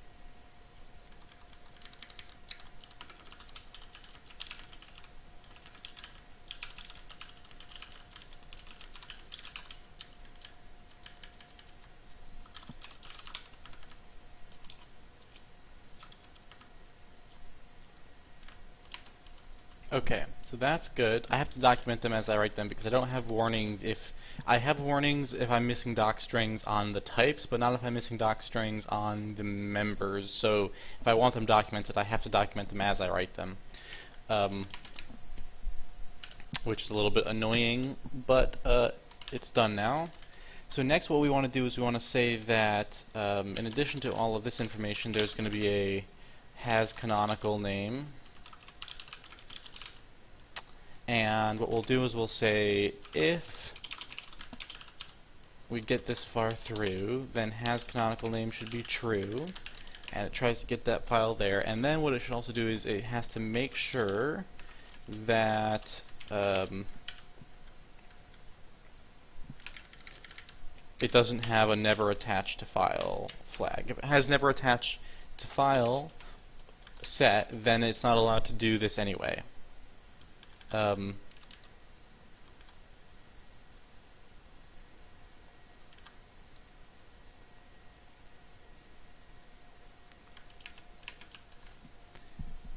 If it does this, why would it do new file in the case where it couldn't canonicalize the name, but it did find a matching buffer? That's what I want to know.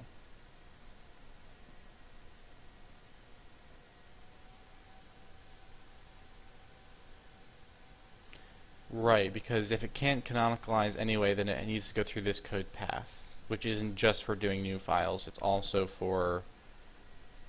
Okay.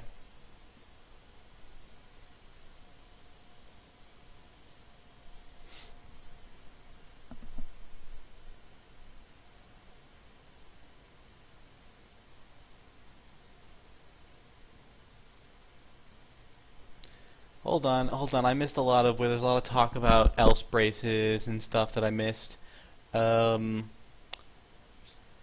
have in terms of how they structure code and even higher above that, sure. In general, when people mean code cell, they mean little details like that.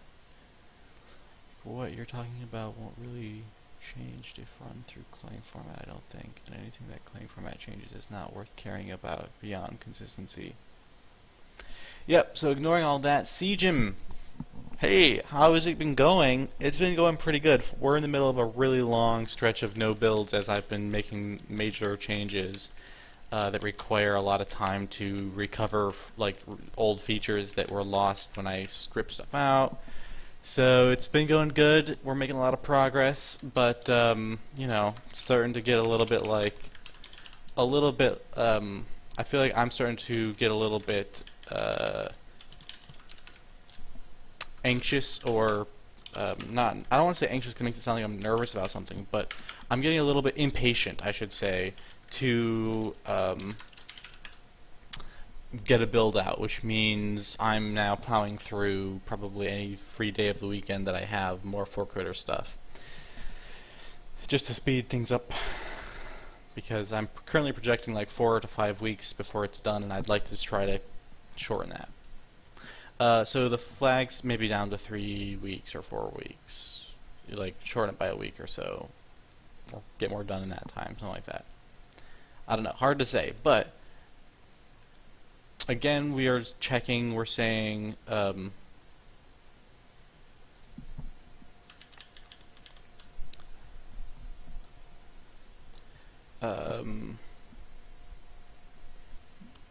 do new buffer. Do new file always creates new, but only if right. Okay, so I see.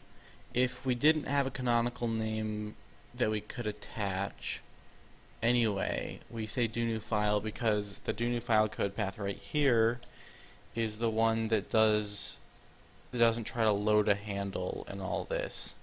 So this isn't so much about do new file as it is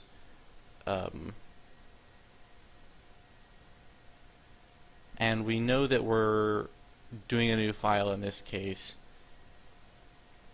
because whether it's a buffer name or a canonical name or an or between the two, we don't have it. So we're creating something new that's blank in this case, no matter what. Okay, I see. So let me put a little note here to explain this all to myself. If we can't get a canonical name, and we do later also, and we also don't find a buffer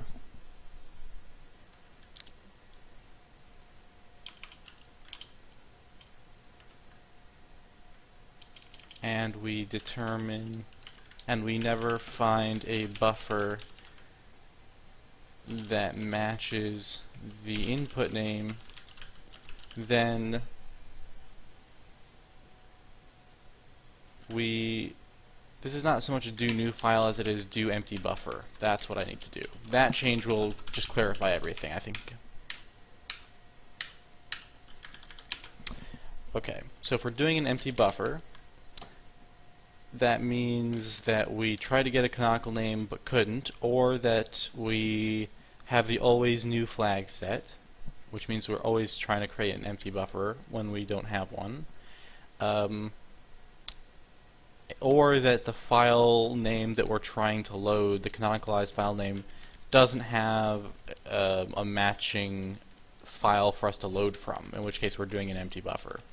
In any of those cases, we don't do all this stuff here to load the file, we just do an empty buffer, but we might still want to bind a file name if we find out that we have a canonical name, has canon name. Then, did I ever even check if I'm spelling canonical right? Okay, good, I am. Whew, that would have been embarrassing.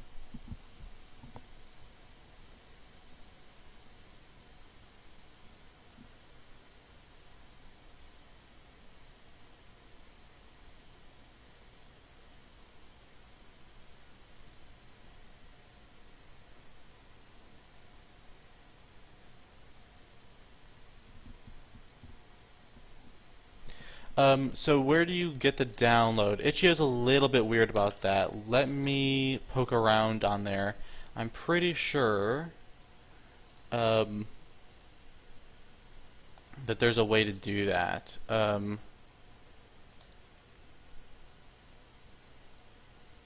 Yeah, so for me, if you go to this drop-down, My Library, Things You Own, I don't know if you have an account. If you don't have an Itch.io account, you'll have to just do it by email. But if you make an Itch.io account, it's right here. And I think if you make an Itch.io account, you can link the things that you've previously just associated to emails with it, I think.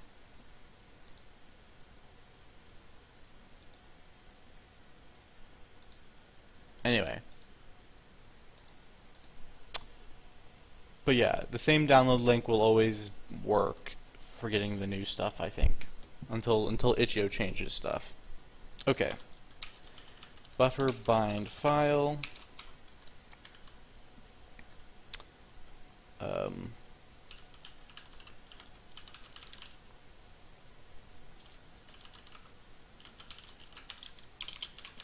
And that really just binds a file name. The fact that the file doesn't exist should be okay, because I just read off of the Bitbucket code that it was also binding the file.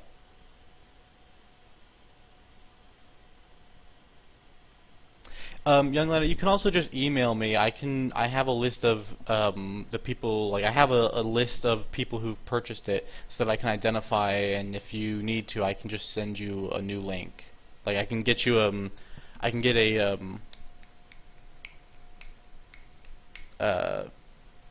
product key basically and send it to you so that you get a new link that you can save.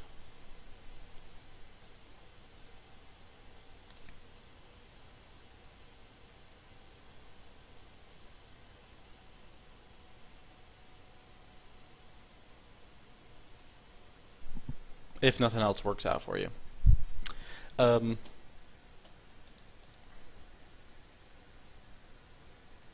Yes, I think that will fix all our problems. Let me try it.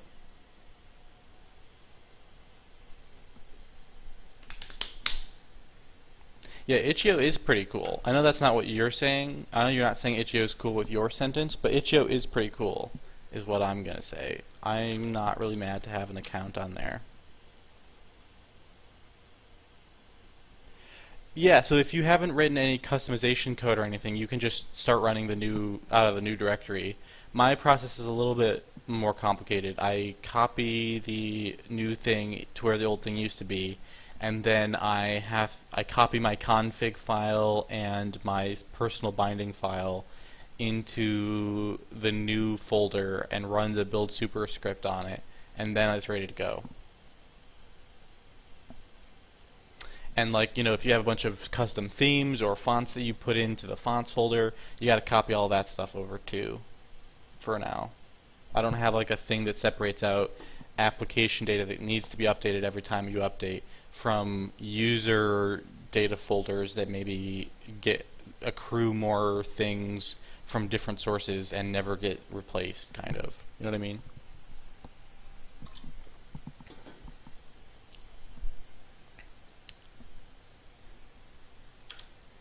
The thing you especially want to make sure is all of the code that comes with 4coder needs to get replaced, and all of the binaries.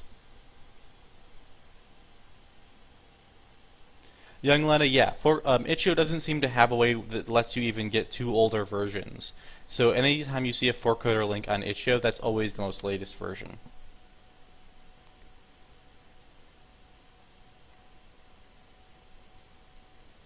And if you needed a previous version, you'd have to ask me about it, and I could hook you up.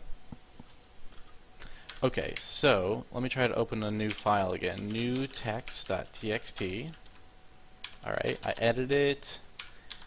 I type some stuff. I test the new file thing. I save the new file.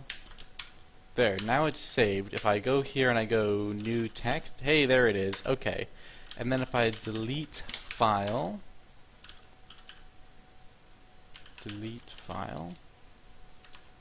why is that not working? Rename file, delete file, remove file.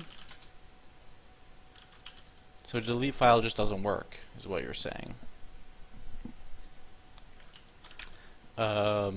Because you recognize the command. So why don't we actually take a look at that? New text. Why is delete file failing now?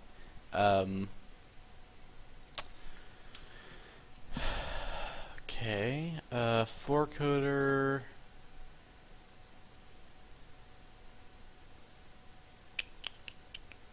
Long command switch.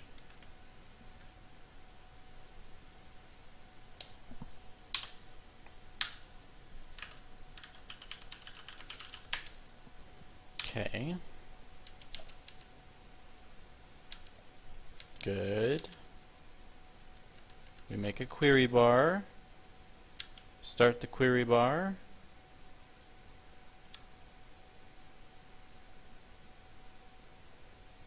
Why did that return right away?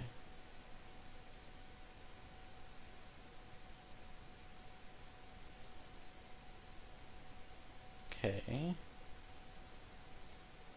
Okay.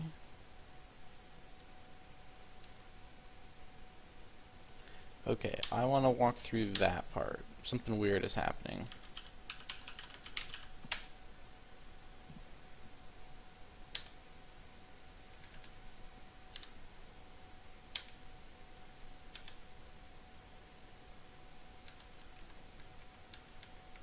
Okay, it's about to yield. So for me to actually catch what's happening here, I'm gonna have to go to the other coroutine, which is a little bit tricky. Command coroutine.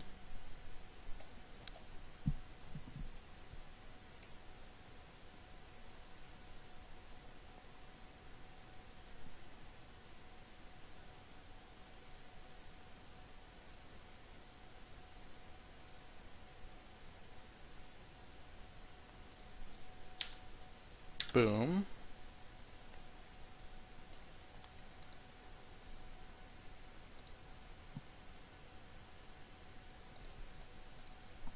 Okay, hold on.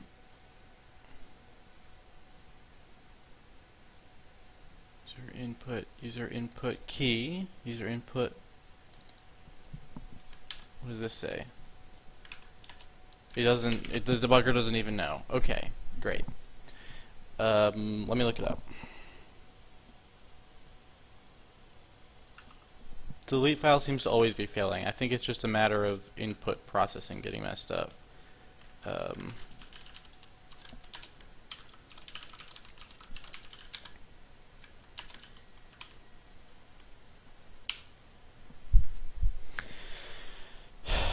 Okay, so a 1 means it's a key. What key that is the next question. Is that like an animate or...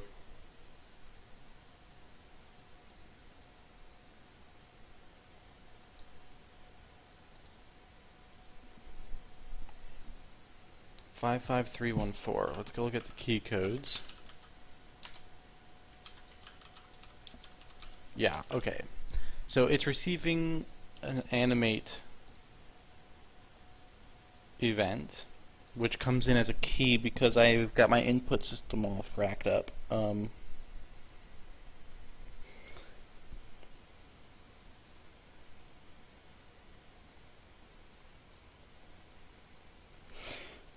So, okay.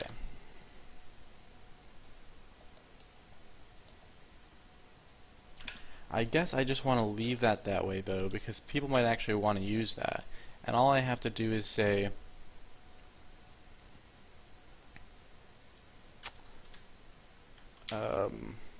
for now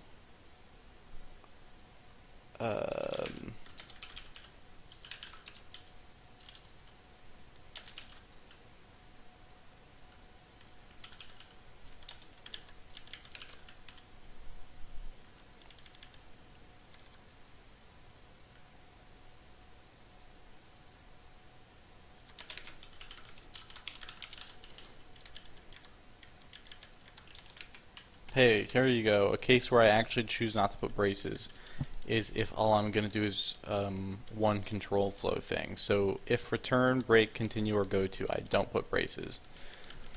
Don't ask me why. It's the one exception.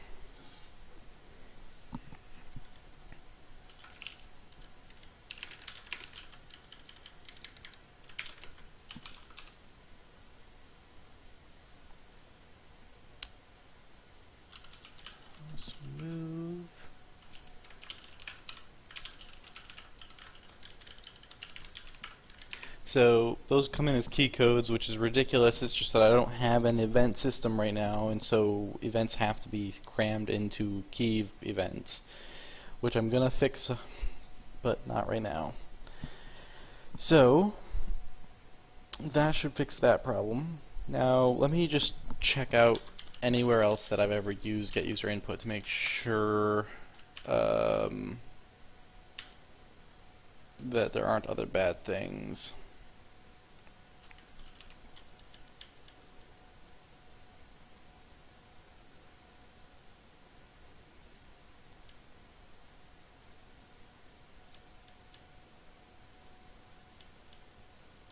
Yep, that one works.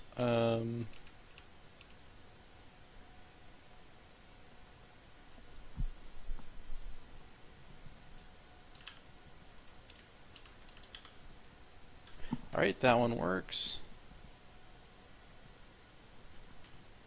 Wait, else break?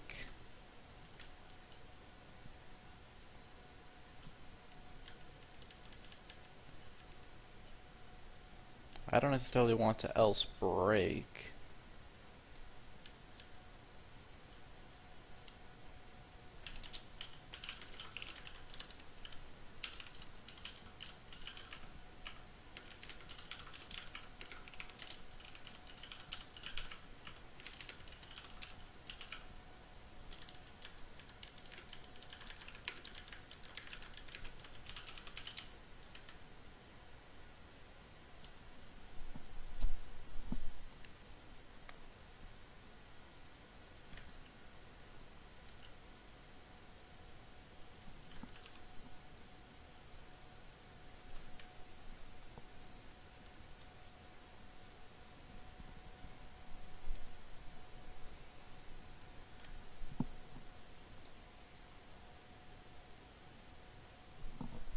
Okay.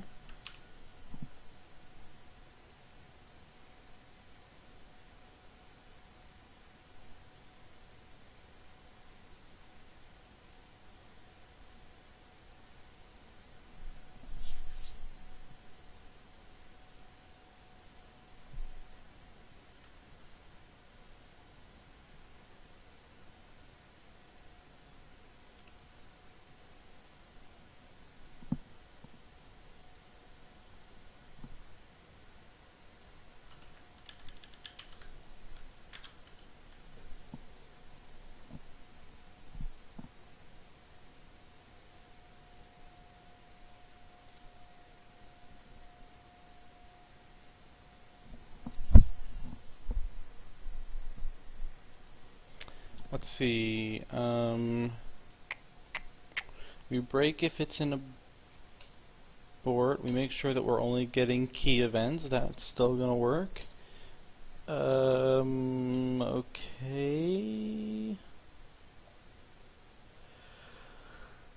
And if none of that happens, it just will pass right all the way through and keep going. Okay.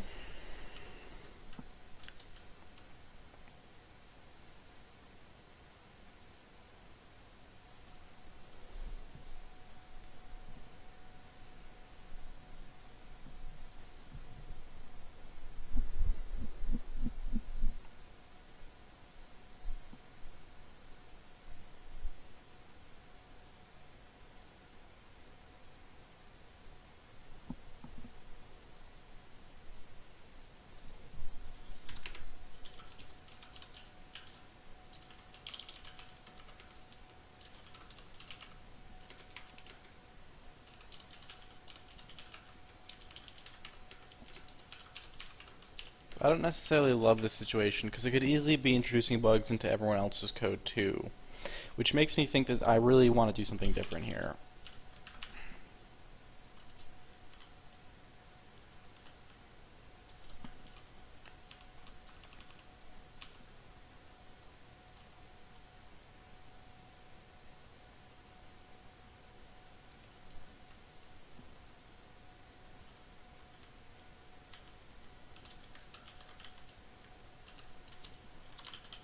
We need to make this work without having to modify any of the usage code in this case. Because this isn't an error that gets caught by the type system, which means that no one's really going to be able to figure out what's going wrong for a long time, and it's going to be, you know, on me to wrap it up anyway.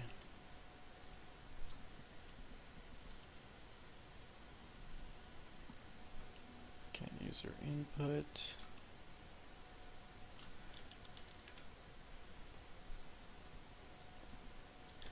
Okay.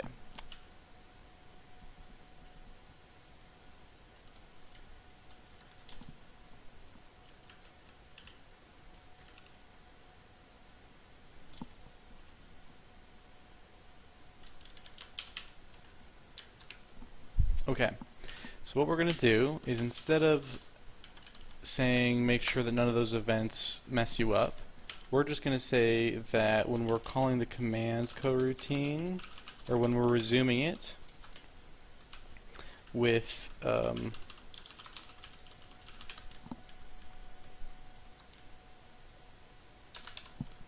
this situation here, we won't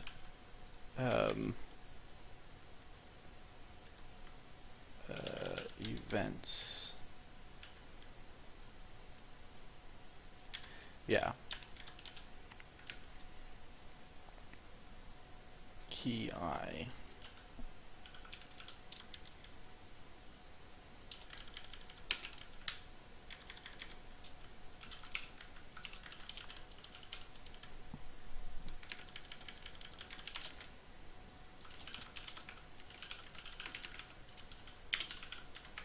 We won't pass down things that can spam at you.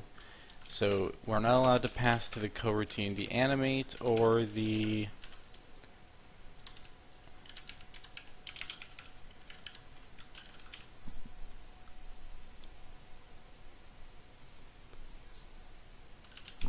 mouse move, right? These are expected to be events, not spam things. And those can easily spam, so we won't send those.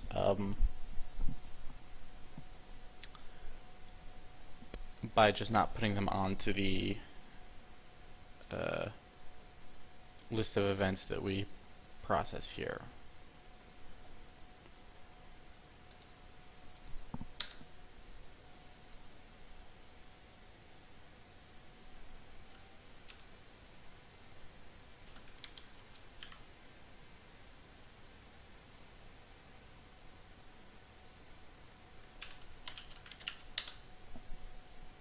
I guess I didn't actually have a way for that to work right there, did I?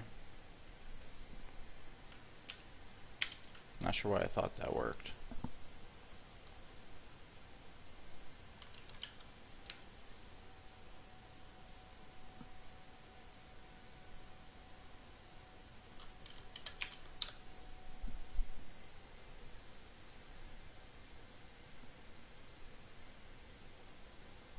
Alright, cool. So hopefully that lets me delete the file.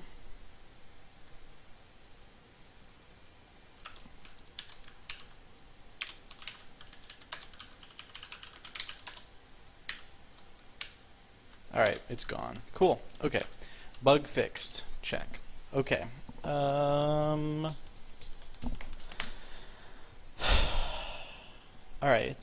Alright. I think that means that everything is working so far. This has been a 2-hour stream. That's about my limit. I can already tell that my focus is dropping. I'll probably do more in a bit, but I want to take a break and get something to chow on, you know? So maybe see you guys in about 30 minutes, 40 minutes. Later.